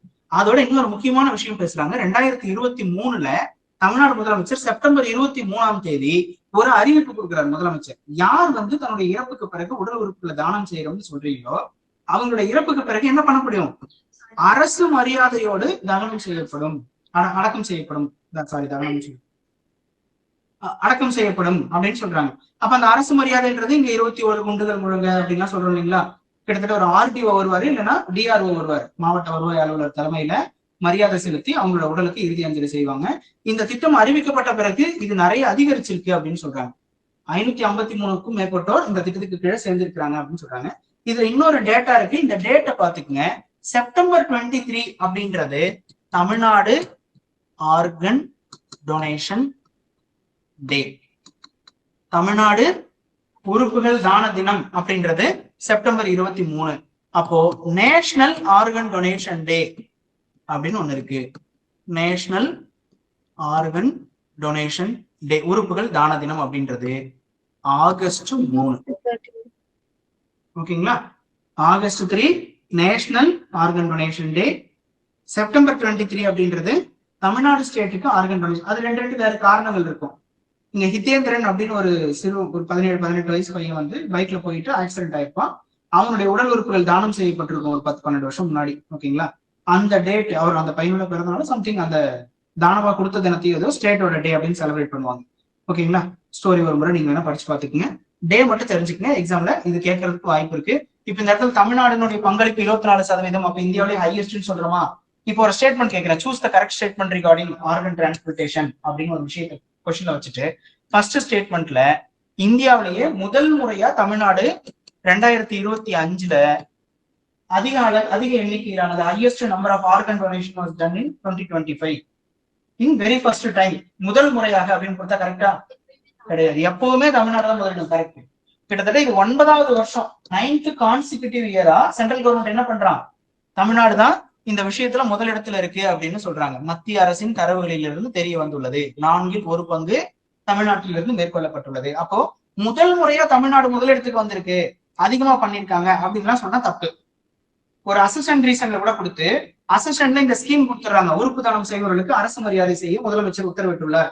ரீசன்ல இந்த திட்டத்தினாலதான் தமிழ்நாட்டுல உறுப்பு தானங்கள் அதிகரிச்சுள்ளது, இந்த திட்டத்தினாலதான் அப்படின்னு சொல்லும் போது என்ன ஆகாதுங்க, மேபி ஏற்கனவே இருக்கிற நம்பர் இது என்ஹான்ஸ் வேணா பண்ணுச்சு, ஆனா நம்ம ஆல்ரெடி 9 வருஷமா நாம தான் ஃபர்ஸ்ட்ல இருக்கோம் அப்படின்னு புரியுதுங்களா? இதை மட்டும் கொஞ்சம் நல்லா பாத்துக்கங்க. எங்கேயாவது டெக்னிக்கலா கேட்கும் போது பாத்துக்கணும். இதே நீங்க மெயின்ஸ்லயே இது கேட்கறதுக்கு வாய்ப்பு இருக்கு. ஆர்கன் டிரான்ஸ்பிளேஷன்ல தமிழ்நாடு எப்படி முன்னிலையில இருக்கு அப்படின்னு கேட்கும்போது முதலமைச்சரோட இந்த அறிவிப்பெல்லாம் சேர்த்து போட்டு நீங்க அதிகமான அவேர்னஸ் ஏற்படுத்தப்பட்டிருக்கு அப்படின்றதையும் வச்சு மெயின்ஸ் கன்வே பண்ணலாம். ஓகேங்களா? அடுத்து இது வந்து ப்ராமினன்ட் பர்சன் நேம் மட்டும் தான் பார்க்க போறோம், வேற எதுவுமே இதுல தேவைப்படாது. பேராசிரியர் ஸ்ரீவாஸ் சகசரநாமத்துக்கு பிரிட்டிஷ் இளம் சாதனையாளர் விருது 2025ஆம் ஆண்டுக்கான பிரிட்டன் சாதனையாளர் விருது யாருக்கு வழங்கப்பட்டது? நம்ம சிலபஸ்ல ப்ராமினன்ட் பர்சன்ஸ் அப்படின்னு இருக்கும், சிறப்பு பெற்ற நபர்கள் அல்லது எமினன்ட் பர்சன் அப்படின்னு ஒரு வார்த்தை இருக்கும். ரெண்டுமே சிலபஸ்ல இருக்கு, பாத்துக்குங்க. Eminent persons or prominent persons syllabus எடுத்து பாருங்க. அப்ப அந்த நபர்கள் அப்படின்னு பார்க்கும்போது 2025ஆம் ஆண்டுக்கான பிரிட்டன் இளம் சாதனையாளர் விருது இந்திய வம்சாவளியை சேர்ந்த ஸ்ரீவாஸ் சகசரநாமத்துக்கு வழங்கப்பட்டுள்ளது. அவர் எந்த பல்கலைக்கழகத்துல வேலை பார்க்கிறாரு? கிளாஸ்கோ பல்கலைக்கழகத்துல வேலை பார்க்கிறாரு. ஓகேங்களா? இந்த மாதிரி பர்சன்ஸ் பார்க்கும்போது நிறைய டேட்டா இருக்காது, எந்த கான்செப்டும் புரிஞ்சுக்க வேண்டியது, டைரக்டா பார்த்துக்கணும். நீங்க வந்து நோட்ல எங்கேயாவது நோட்ஸ் எழுதுவீங்க அப்படின்னு சொன்னா ஒரு ரூல்டு நோட்டை வாங்கி அதுல பர்சன்ஸ் அப்படின்னு ஒரு பேஜ் ஓபன் பண்ணி விட்டுறணும், சரிங்களா? இல்ல அவார்ட்ஸ் இல்ல புக்ஸ் இந்த மாதிரி ஒரு பேஜ் ஓபன் பண்ணி விட்டுட்டு இந்த மாதிரி ஏதாவது ஒரு அவார்ட் பர்சனை பாக்குறீங்கன்னா அப்போ ஸ்ரீவாஸ் சகசரநாமம், ஓகேங்களா, பிரிட்டன் யங் அச்சீவர் அவார்டு ஒரே லைன்ல எழுதி வச்சுக்கணும். இந்த மாதிரி நீங்க இந்த மாதிரி அச்சீவ் பண்ண நபர்கள் எழுதிட்டே வந்தீங்கன்னா ஒரு பேஜ் ஒரு 35-36 லைன் இருக்கிற ஒரு ரூல்டு நோட்ல நீங்க 3 மாசம் எழுதினா கூட இந்த பேஜ் ஃபில் ஆகாது. அவ்வளவுதான் இருக்குமே நியூஸ்ல. நீங்க எங்க மெட்டீரியல் படிச்சாலும் சரிதான், ஒரு 3 மாசம் முழுக்க எழுதினாலே இந்த பேஜ் ஃபில் ஆகுறது கஷ்டம். புக்ஸ் ஒரு பேஜ்ல, பர்சன்ஸ் ஒரு பேஜ்ல, அவார்ட்ஸ் ஒரு பேஜ்ல எழுதிட்டு வந்துட்டு எக்ஸாமுக்கு முன்னாடி காலையில எக்ஸாம் போறதுக்கு முன்னாடி இந்த நோட் எடுத்து இந்த நேம் எல்லாத்தையும் ஒரு முறை வாசிச்சு விட்டு போயிட்டீங்கன்னா கட்டாயம் 2 கொஸ்டின் மாறிடும். 2 கொஸ்டின் நான் இவ்வளவு வேலை பார்க்கணுமா சார்? பார்க்கணும்னு நினைக்கிறவங்க பாருங்க, நீங்க எக்ஸாம் அட்டன் பண்ணும்போது நான் சொல்றதை புரிஞ்சுப்பீங்க. ஓகேங்களா? ஒவ்வொரு கொஸ்டினும் நம்மளோட ரிசல்ட்டுக்கு முக்கியம். எல்லாருமே 140 சொல்லிட்டு இருக்காங்க அந்த குரூப் 2 பிரிலிம்ஸ் எழுதுனவன். யார் 145க்கு மேல இருக்குன்னா ரிசல்ட் வந்துடும். எல்லாரும் மெயின்ஸ் போட்டு படிச்சுட்டு இருப்பான். இப்ப ரிசல்ட் வந்த உடனே ரொம்ப அப்படியே ஃப்ரீயா படிப்பான். 2 மாசம் இருக்கு டைம், ரிவிஷன் பண்ணிட்டு போனோம்னா சர்வீஸ் அடிச்சுட்டு வந்துடலாம். ஆனா ஆஃப்டர் ரிசல்ட், பிரிலிம்ஸ் ரிசல்ட்டுக்கு அப்புறம் நான் படிக்கிறேன்னு ஓடுறவன் ரன் ரன் ரன் ரன் ஓடிட்டே இருக்க வேண்டியதான் பதட்டத்தோட. அவன் கொடுக்குற 80 நாளைக்குள்ள எவ்வளவு படிச்சு எவ்வளவு நம்ம ரிவிஷன் பண்ணி டெஸ்ட் எழுதுறது. அப்போ பிரிலிம்ஸ் எழுதிட்டு வரும்போதே நம்ம 10 கொஸ்டின் எல்லாரோட கூட போட்டு வச்சுக்கணும். எல்லாரும் 140 சொல்லும் போது நீங்க 115 மனசுக்குள்ள நினைச்சுக்கணும், பரவாயில்ல நம்ம நல்லா படிச்சிருக்கோம். அப்ப அந்த நல்லா படிச்சிருக்குன்ற விஷயத்தை எப்படி நீங்க ரீச் பண்ண முடியும்? எல்லாரும் பண்ற வேலையை விட நீங்க எக்ஸ்ட்ரா ஒர்க் பண்ணும்போது தான் அங்கங்க ஒரு கொஸ்டின் கிடைக்கும். இந்த மாதிரி ஓகேவா? கரண்ட் அஃபேர்ஸ்க்கு நீங்க தனிப்பட்ட முறையில இதுக்கு மேல கிடணும். பேப்பர் பார்த்தோ இல்ல நான் மந்த்லி மேகசின் வெப்சைட்ல எடுத்து பாத்துக்கிறேன் சார் அப்படின்னு சொல்லும் போது நீங்க அதுல இருக்கிறதெல்லாம் எடுத்து இந்த மாதிரி சிம்பிளிஃபை பண்ணி சிங்கிள் லைன்ல எங்காவது எழுதி வச்சுட்டீங்கன்னா எக்ஸாம் முன்னாடி ஒரு திருப்பி பார்த்துட்டு போனீங்கன்னா 2 கொஸ்டின் 3 கொஸ்டின் மாட்டோம். ரொம்ப சாதாரணமா மாட்டோம், நமக்கு தெரியவே தெரியாது. அவ்வளவு டேட்டா இருக்குன்னு நம்ம வச்சிருப்போம். அங்க கொஸ்டினா இருக்கும்போது எக்ஸாக்டா தூக்கி போட்டு வந்துட்டே இருந்தோம். அப்படிதான் ஒரு கொஸ்டினா ஒரு சப்ஜெக்ட்ல ஆட் பண்ணி வச்சுக்கணும். ஒரு 5 சப்ஜெக்ட் நல்லா படிச்சீங்கன்னா 5 கொஸ்டின் கூட வந்துடும். சூப்பரா பிரிலிம்ஸ் கிளியர் பண்ணிட்டு போயிடலாம். ஓகே, இங்க பாருங்க, இதுலயும் பர்சன், ப்ராமினன்ட் பர்சன் சிலபஸ்ல இருக்கு இல்லைங்களா? இப்பதான் 2 ப்ராமினன்ட் அண்ட் எமினன்ட் எழுதினேன். இந்திரா காந்தியினுடைய பிறந்த தினத்தை செலிப்ரேட் பண்றாங்க நாடு முழுக்க. ஓகேங்களா? நவம்பர் 19. அதுக்காக இந்திரா காந்தி பேர்ல இங்க காங்கிரஸ் கட்சியில ஒரு ட்ரஸ்ட் வச்சிருக்காங்க. காங்கிரஸ் பார்ட்டில இந்திரா காந்தி நேம்ல ஒரு ட்ரஸ்ட் இருக்கு. ட்ரஸ்ட்னா புரியுதுங்களா? ஒரு அறக்கட்டளை நடத்துறாங்க. அந்த அறக்கட்டளையில வருஷம் இந்திரா காந்தி நேம்ல விருது கொடுக்குறாங்க, இந்திரா காந்தி அவார்டு அப்படின்னு சொல்லி. அப்ப நல்லா பாத்துக்குங்க, இது கவர்மெண்டோட அவார்டு கிடையாது, ட்ரஸ்டோட அவார்டு. அந்த அவார்டை யார் வழங்கியிருக்காங்கன்னு பாருங்க, காங்கிரஸோட முன்னாள் தலைவர் சோனியா காந்தி. இன்னைக்கு காங்கிரஸோட தலைவர் யாரு? எக்ஸாம்ல கேட்க மாட்டாங்க, சும்மா கேட்கிறேன். மல்லிகார்ஜுன கார்கே. ஓகேங்களா, ராகுல் காந்தியும் கிடையாது. மல்லிகார்ஜுன கார்கே தான் காங்கிரஸோட இன்னைக்கு பிரசன்ட் தலைவர்.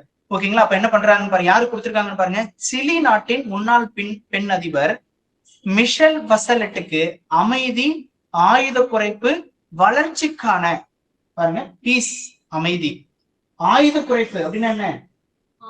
டிஃபன் அல்லது ஆர்ம்ஸ் வந்து என்ன பண்றோம், ரெடியூஸ் பண்ற, அல்லது கப் அப்படின்னு சொல்லுவாங்க, குறைத்தல், ஆர்ம்ஸ் வந்து குறைக்கிறது. அப்புறம் வளர்ச்சி, டெவலப்மெண்ட். 3 வார்த்தையை வச்சு சொல்றாங்க. Peace, reducing arms and development. இந்த 3 பாயிண்ட் ஆஃப் வியூக்கும் இந்திரா காந்தி விருதை காங்கிரஸ் முன்னாள் தலைவர் கொடுத்துருக்காங்க. அப்ப நேம் பாத்துக்கிறீங்க, மிஷல் பசலெட். எந்த நாட்டை சேர்ந்தவர்? சிலி நாட்டை சேர்ந்தவர். இந்திரா காந்தி அவார்டு கொடுத்திருக்காங்க. அதோட தீம் என்ன? 3 வார்த்தை இருக்கு, அமைதி, ஆயுதங்களை குறைத்தல், வளர்ச்சி. நெக்ஸ்ட் போயிடலாமா?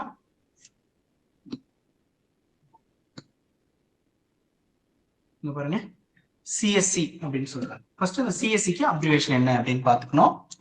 இந்த இடத்துல ஃபர்ஸ்ட் லைன்ல தமிழ்ல இருக்கும், கொழும்பு செக்யூரிட்டி கவுன்சில். சரிங்களா? CSC, Colombo security council, first லைன்ல சொல்லிட்டாங்க. அதனுடைய உறுப்பு நாடுகளின் தேசிய பாதுகாப்பு ஆலோசகர்கள் மாநாடு. முதல்ல அப்ப எங்க என்ன 2 விஷயம் பார்க்கணுமா? யார் இதோட மெம்பர்ஸ் பார்க்கணுமா? யார் யாருன்னு சொல்றீங்களா? இந்தியா, அப்படி இதுல நியூஸ்ல இருக்கு அந்த அரேஞ்ச்மெண்ட் சொல்லி, மாலத்தீவு, மொரீஷியஸ், இலங்கை, வங்கதேசம். அப்ப இதுல இந்தியா என்ன ஆயிடுச்சு? இன்பில்டா இந்தியா அப்படின்னு வந்துருச்சா? ஆகிய நாடுகளின் தேசிய பாதுகாப்பு ஆலோசகர்கள் பங்கேற்க உள்ளனர். ஓகேங்களா, யாரப்ப மெம்பர்னு பாருங்க. மாலத்தீவு, மொரீஷியஸ், இலங்கை, வங்கதேசம், இந்தியா. இவங்களுடைய தேசிய பாதுகாப்பு ஆலோசகர்னா என்ன சொல்லுவோம் நம்ம? நேஷனல் செக்யூரிட்டி அட்வைசர் அப்படின்னு சொல்லுவோம். அவங்களுடைய மாநாடு நடக்க போகுது. இப்ப எதுக்காக இந்த மாதிரி மாநாடு எல்லாம் நடத்துவாங்க இல்ல பேசுவாங்க அப்படின்னு பாருங்க. இப்ப இந்தியன் ஓஷன்ல இருக்க நாடுகள்லாம் பேசிப்போம். மொரீஷியஸ், இலங்கை, இந்த பக்கம் பங்களாதேஷ் இருக்கான். இவனை எல்லாம் சுத்தி தானே இந்த ஒரு கூட்டமைப்பை கிரியேட் பண்ணிருக்கணும், இலங்கையோட சேர்த்து. அப்ப இவங்க எதை பத்தி பேசுறாங்க? செக்யூரிட்டி கவுன்சில், மேரிடைம் செக்யூரிட்டி அதிகம் பேசுவாங்க. இப்ப இவங்க கடற்படைக்குள்ள, பாதுகாப்பு அமைப்புகளுக்குள்ள ஒப்பந்தம் போட்டிருப்பாங்க. நீ உன் பக்கம் யார் போனாலும் எனக்கு இன்ஃபர்மேஷன் கொடுத்துருட.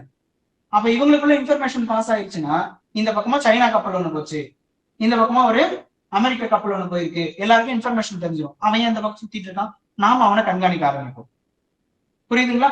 அப்போ இந்திய பெருங்கடல் பகுதியில நமக்கான என்ன பண்றோம்? பாதுகாப்பை உறுதிப்படுத்துறதுக்காக நாம் ஒரு கூட்டமைப்பு உருவாக்கியிருக்கோம். அந்த கூட்டமைப்பு பேரு கொழும்பு செக்யூரிட்டி கவுன்சில் அப்படின்னு சொல்றோம். அதனுடைய தேசிய பாதுகாப்பு ஆலோசகர்கள் மாநாடு எங்க நடந்திருக்கு? டெல்லியில் நடந்திருக்கு. டைரக்ட் கொஸ்டின் ஒன்னு, பிளேசஸ் இன் நியூஸ் சிலபஸ்ல இருக்கு பாருங்க. பிளேசஸ் இன் நியூஸ் நம்ம சிலபஸ்ல இந்த டேர்ம் இருக்கும், எடுத்து பாருங்க. பிரிலிம்ஸோட குரூப் 1 சிலபஸ் அல்லது குரூப் 2 எதுல வேணாலும் பாருங்க. அப்ப இது ஒரு முக்கியமான மாநாடு எங்க நடந்தது? டெல்லியில் நடந்தது. யார் அதோட உறுப்பு நாடுகள்? இங்க அந்த லிஸ்ட் கொடுத்துட்டாங்க. யார் இப்ப அதை தலைமை ஏற்று நடத்த போறது? இந்தியாவில இந்தியா தலைமை ஏற்க போறோம். யார் அங்க போய் இந்தியாவோட நேஷனல் செக்யூரிட்டி அட்வைசர் யாரு? அஜித் தோவல். சூப்பர். இங்க இருக்கு பாருங்க, தேசிய பாதுகாப்பு ஆலோசகர் அஜித் தோவல் தலைமையில் நடைபெறும். முடிஞ்சதுங்களா? ஒவ்வொரு ஃபேக்டருமே இதுல நம்ம பேசிருக்கிறது முக்கியம். எங்கனாலும் இது கொஸ்டினா இருக்கலாம், நல்லா பாத்துக்கங்க. அடுத்து பாருங்க, இதுவும் பிளேசஸ் இன் நியூஸ் தான். சிலபஸ்ல இப்பதான் கொஞ்சம் முன்னாடி சொன்னேன். இதே வந்து நம்ம இன்னொரு வார்த்தையில மாத்தி கொடுத்திருப்போம், ஜியாகிரபிக்கல் லேண்ட்மார்க்ஸ். உங்க சிலபஸ்ல எங்க ஜியாகிரபியை பேசுறாங்களோ அந்த சிலபஸோட கடைசி லைன் பாருங்க, கரண்ட் அஃபேர்ஸ் அப்படின்றதுக்கு முன்னாடி இந்த ஜியாகிரபிக்கல் லேண்ட்மார்க்ஸ் அப்படின்றத பேசியிருப்பாங்க. அப்ப என்ன எரிமலைங்க இருக்கு பேரு? செமேரு அப்படின்ற எரிமலை எங்க இருக்கான்? இந்தோனேசியாவில இருக்கு. இதை தவிர அங்க எதுவுமே நமக்கு தேவையில்லை. ஓகேங்களா? இந்த மாதிரி ஏதாவது 2-3 எரிமலை நேம கொடுத்துட்டு மேத்ஸ்ல பாருங்க, இல்ல டைரக்டா எங்க இருக்குன்னு கேட்கும்போது அப்ப நியூஸ்ல இது இருந்துச்சு அப்படின்றத வச்சு நீங்க ஆப்ஷனை பார்த்தாலே என்ன பண்ணிடலாம்? ஆன்சரை கிளிக் பண்ணிடலாம். இப்ப செமேரு அப்படின்ற, இங்க பாருங்க, இதுதான் இப்ப ஆரம்பிக்கும் போது ஒரு நியூஸ்ல சொன்னேன், குடியரசுத் தலைவர் ஆளுநருக்கு காலக்கெடு இல்லை அப்படின்னு சொல்லி. இந்த பிரச்சனையும் எங்கிருந்து ஆரம்பிச்சதுன்னு நம்ம சில இடத்துல பேசியிருக்கோம். புதுசா கவனிக்கிறவங்களுக்கும் சொல்லிடுறேன். பிரச்சனை முதல்ல நீட் மசோதாவில இருந்தே ஆரம்பிச்சது. கவர்னர் அதை கையெழுத்து போட வச்சிருக்காரு, பிரசிடென்ட்டுக்கு கொடுத்துட்டாரு, வெறுமனே திரும்பி அனுப்பிட்டாரு அப்படின்லாம் பிரச்சனை இருந்துச்சு. அப்புறம் 2022 என்ன பண்றாங்க, தமிழ்நாடு கவர்மெண்ட் சித்த மருத்துவ பல்கலைக்கழகம் அப்படின்னு ஒண்ணு உருவாக்குறாங்க. தமிழ்நாடு சித்த மருத்துவ பல்கலைக்கழகம், டிஎன் சித்தா யூனிவர்சிட்டி அப்படின்னு ஒரு பில்ல பாஸ் பண்றாங்க. இந்த பில்லுல தான் என்ன பண்றாங்க, முக்கியமான பிரச்சனையை பத்தி உருவாக்குறாங்க. ஒரு யூனிவர்சிட்டி தமிழ்நாட்டுல இருக்குன்னா அதோட சான்சலர் யாருங்க? கவர்னர். அந்த யூனிவர்சிட்டியோட வைஸ் சான்சலர் யார அப்பாயிண்ட் பண்ணுவா? கவர்னர். ஆனா இந்த பில்லுல என்ன கரெக்டுங்க, இந்த பில்லுல என்ன சொல்லிருக்கேன், இந்த சான்சலரா சிஎம்ஓ, வைஸ் சான்சலர் அப்பாயின்மெண்ட்டை சிஎம் தலைமையிலான குழுவும் பண்ணுவாங்கன்னு சொல்லிட்டாங்க. அப்ப கவர்னர் என்ன பண்ண மாட்டேன்னு சொல்லிட்டாரு, கையெழுத்து போட மாட்டேன் அப்படின்னு பாக்கெட்லயே வச்சிருந்தாரு. பாக்கெட் வீட்டோக்கு பேர் தான் என்ன, இந்த ஆர்டிகல் 200 பத்தி பேசுறது. ஆர்டிகல் 200 விதியின் 200வது பிரிவு மசோதாவை கிடப்பில் வைத்திருக்க கட்டுப்பாடற்ற அதிகாரத்தை ஆளுநருக்கு வழங்கலை அப்படின்னு உச்ச நீதிமன்றம் சொல்றாங்களா? அதான் என்ன சொல்றாங்க, பாக்கெட் வீட்டோ வாங்கி பாக்கெட்ல போட்டு கால கணக்கு எவ்வளவு வேணாலும் காலம் தாழ்த்திக்கிட்டே போகுது. அப்படி என்ன பண்றாங்க, தமிழ்நாட்டுல இருக்க எல்லா யூனிவர்சிட்டிக்குமே இந்த பில்ல என்ன பண்றாங்க, கிரியேட் பண்ணி கவர்னருக்கு கொடுக்குறாங்க. கவர்னர் அந்த மாதிரி ஒரு 10 மசோதாக்களை அப்படியே கிடப்பில போட்டு வைக்கிறாரு. இங்க படிச்சு பாருங்க. தமிழ்நாடு அரசு அனுப்பிய 10 மசோதாக்கள் மீது ஆளுநர் குறிப்பிட்ட காலத்திற்குள்ள முடிவெடுக்கல அப்படின்னு சொல்லி ஒரு கேஸ் போய் என்ன பண்றாங்க, தமிழ்நாடு கவர்மெண்ட் சுப்ரீம் கோர்ட்டுக்கு போய் போடுறாங்க. சுப்ரீம் கோர்ட் என்ன பண்ணிட்டாங்க, இந்த பெஞ்ச் பாருங்க, ஜேபி பார்த்திவாலா, ஆர் மகாதேவன் ஆகியோர் அடங்கிய அமர்வு ஏப்ரல் 8ஆம் தேதி கவர்னரும் பிரசிடென்ட்டும் ஒரு குறிப்பிட்ட நேரத்துக்குள்ள ஒரு 3 மாசத்துக்குள்ள என்ன பண்ணணும், அந்த பில்லுக்கு அசென்ட் கொடுக்கணும் அப்படின்னு சொல்றாங்க. ஓகே, உச்ச நீதிமன்றம் தீர்ப்பு கொடுத்துருக்கு, ஜாலி தானே. அப்ப பிரசிடென்ட் என்ன பண்றாங்க, கான்ஸ்டிடியூஷன்ல கவர்னரோட பவர்ஸும் பிரசிடென்டோட பவர்ஸும் எழுதி இருக்கும் போது அசென்ட் டு த பில் அப்படின்ற டாபிக் எக்ஸ்பிளைன் பண்ணும்போது என்ன சொல்றாங்க, no one can question the governor to taken the assent to the bill for taking the assent to the bill. அந்த பில்லுக்கு ஒப்புதல் கொடுக்கறதுக்கு கவர்னர் எடுத்துக்கிட்ட டைமையோ பிரசிடென்ட் எடுத்துக்கிட்ட டைமையோ என்ன பண்ண முடியாதா, நோ ஒன் கேன் கொஸ்டின் சொல்றாங்க. யாரும் கேள்வி கேட்க முடியாதுன்னு கான்ஸ்டிடியூஷனே சொல்லுது இல்ல. அப்புறம் எப்படி நீங்க உச்ச நீதிமன்றம் எனக்கு நாள் வைப்பீங்க, 3 மாசத்துக்குள்ள கையெழுத்து போடணும்னு எப்படி சொல்லுவீங்க? அப்ப உச்ச நீதிமன்றம் நினைச்சா ஆளுநரையும் குடியரசுத் தலைவரையும் கட்டுப்படுத்த முடியுமா அப்படின்ற ஒரு 14 கேள்வி என்ன பண்றாங்க, நீங்க அதை எக்ஸ்பிளைன் பண்ணிருப்பாங்க. அவர் கேட்ட 14 கேள்வியில 11 கேள்விக்கு பதில் கொடுத்தாங்க. இந்த கடைசி லைன்ல இருக்கு, இந்த ரவுண்ட் போட்டிருக்கேன் பாருங்க. ஒரு 14 கேள்வி என்ன பண்றாங்க, பிரசிடென்ட் உச்ச நீதிமன்றத்துக்கிட்ட கொடுக்குறாங்க. அந்த 14 கேள்வியும் நம்ம ஆர்டிகிளா முன்ன ஒரு கிளாஸ்ல டிஸ்கஸ் பண்ணிருக்கோம். 143 ஆர்டிகிளுக்கு கீழே பிரசிடென்ட் என்ன பண்ணலாம், சுப்ரீம் கோர்ட் கிட்ட கொஸ்டின் கேட்கலாம் அப்படின்னு சொல்றோம். இப்ப இந்த இடத்துல பாருங்க, இன்னொரு இடத்துல 142வது பிரிவு அப்படின்னு நீங்க பேசுறாங்க. இப்ப 143 பிரிஞ்சிருச்சா, கொஸ்டின் கேட்டது. அந்த ஒரு தீர்ப்பு கொடுத்தாங்க இல்லைங்களா, அதில் மசோதாக்கள் மீது உரிய முடிவெடுக்காமல் ஆளுநர் காலம் தாழ்த்தியது சட்டவிரோதம். அரசமைப்பு சட்டத்தின் 142வது பிரிவு அப்படின்றது சுப்ரீம் கோர்ட்டோட ஸ்பெஷல் பவர்ஸ் சொல்லுவாங்க. உச்ச நீதிமன்றத்தின் சிறப்பு அதிகாரத்தை பயன்படுத்தி தாமதிக்கப்பட்ட மசோதாக்களை நிறைவேற்றியதாக கருதப்படும் தீர்ப்பு கொடுக்குறாங்க. அதுதான் பிரசிடென்ட் கேட்பாங்க, ஏங்க கவர்னர் கையெழுத்து போட்டாலோ பிரசிடென்ட் கையெழுத்து போட்டாலோ தான் ஒரு பில்லு ஆக்டா மாறும்னு கான்ஸ்டிடியூஷன் சொல்லுது. அது எப்படி நீங்க கோர்ட்ல உட்காந்துட்டு அந்த பில் செல்லுபடி ஆயிடுச்சுன்னு சொல்லுவீங்க, சட்டம் ஆயிடுச்சுன்னு சொல்லுவீங்க? தீர்ப்பு கொடுத்துருக்காங்க 142 பயன்படுத்தி. அப்ப உங்களை கொஸ்டின் என்னென்ன இருக்கலாம்னு பாருங்க. 142 என்னென்ன டைரக்ட் கொஸ்டின் இருக்கலாமா, special power of supreme court. 143 என்னன்னு கேட்கலாமா, சுப்ரீம் கோர்ட் கிட்ட பிரசிடென்ட் என்ன பண்ணலாம், டவுட்ஸ் அட்வைஸ் வந்து கேட்கறது, டவுட்ஸ் அண்ட் கிளாரிபிகேஷன்ஸ் கேட்கறது. 143 ஆர்டிகல் 200 பேப்பர்ல பேசியிருக்காங்களா, அது என்ன, பாக்கெட் வீட்டோ ஆஃப் கவர்னர். நீங்க எவ்வளவு நாள் வேணாலும் எடுத்துக்கலாம்னு சொல்லி இருக்கிறது, அவ்வளவு காலம் எல்லாம் கிடப்பில போடக்கூடாது, அது நீங்க உடனடியா என்ன பண்ணணும், டெட்லாக்க உடைக்கணும், சரி பண்ணணும் அப்படின்னு பேசுறாங்க. 200 பத்தி பேசியிருக்காங்களா? அப்ப இதான் என்ன பண்றாங்க, சுப்ரீம் கோர்ட் எடுத்து அதுக்கு தீர்ப்பு கொடுக்குறாங்க. அப்போ அங்க டைம் டியூரேஷன் வச்சாங்க இல்லைங்களா, இங்க பாருங்க 111 பக்கங்கள் கொண்ட மசோதாக்கள் விவகாரத்தில் ஆளுநருக்கு முன்னாடி 3 விஷயங்கள் இருக்குன்னு அவர் விளக்கம் கொடுக்குறாரு உச்ச நீதிமன்றத்தினுடைய நீதிபதிகள். ஒண்ணு என்னங்க, ஒரு பில்ல கவர்னர்கிட்ட கொடுத்தேன், அவர் என்ன பண்ணலாம், ஒண்ணு அசென்ட் டு தி பில்னு சொல்லுவான், அந்த மசோதாவுக்கு ஒப்புதல் அளிக்கலாம், நாளைக்கே சட்டமாயிடும். 2வது ஆப்ஷன் என்ன, ரீகன்சிடரேஷன். நான் இந்த கண்டென்ட் ஆரம்பிக்கும் போது சொன்னேன், ஒரு முறை திரும்ப கவர்மெண்ட் கிட்டே கொடுக்கலாம், அவங்க அதை சரி பண்ணாம கொடுக்கலாம், இல்ல அப்படியே கூட கொடுக்கலாம், சரி பண்ணிட்டு கொடுத்தாலும் கொடுக்கலாம், இல்ல அப்படியே கொடுக்கலாம். ஆனா அப்ப என்ன பண்ணணும், செகண்ட் டைம் கட்டாயமா கவர்னர் கையெழுத்து போடணும். அப்ப செகண்ட் டைம் அவருக்கு அப்படியே திருப்பி அனுப்பியிருக்கான்னு சொல்லும் போது உங்களுக்கு 3வதா ஒரு ஆப்ஷன் இருக்கு, என்னங்க, சென்ட் டு தி பிரசிடென்ட், குடியரசுத் தலைவருக்கு அனுப்பி வைத்தல். இந்த 3 காரணங்களும் அப்படியே இருக்கும். ஆனா 200 மட்டும் நீங்க என்ன பண்ண முடியாது, கால வரை இல்லாமலாம் வச்சிருக்க முடியாது. அதை மட்டும் நீங்க என்ன பண்ணணும், டெட்லாக் உடைச்சு சரி பண்ணணும் அப்படின்னு சொல்றாங்க. அப்போ மித்தது எல்லாத்தையுமே உள்ள என்ன பண்ணிட்டாங்க, இங்க அரசியலமைப்பு சாசனத்துக்கு முரணானது அப்படின்ற இடத்துல ஜட்ஜஸ் வந்து தெளிவா சொல்லிட்டாங்க. ஒரு மசோதாவை ஒப்புதல் அளிக்கப்பட்டதாக கருத அரசமைப்பு 142வது பிரிவு வழங்கியுள்ள அதிகாரத்தின்படி உச்ச நீதிமன்றம் அனுமதி வழங்க முடியாது. நான் இதை டெலீட் பண்ணிட்டு கூட காட்டுறேன்.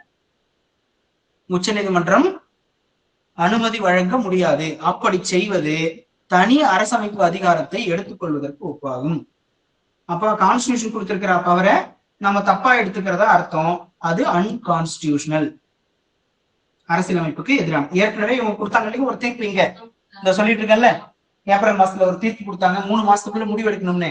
அப்படி நாம குடியரசுத் தலைவரையும் ஆளுநரையும் டைம் வைக்கிறதுக்கு நீங்க 142 பயன்படுத்தினது தப்பு.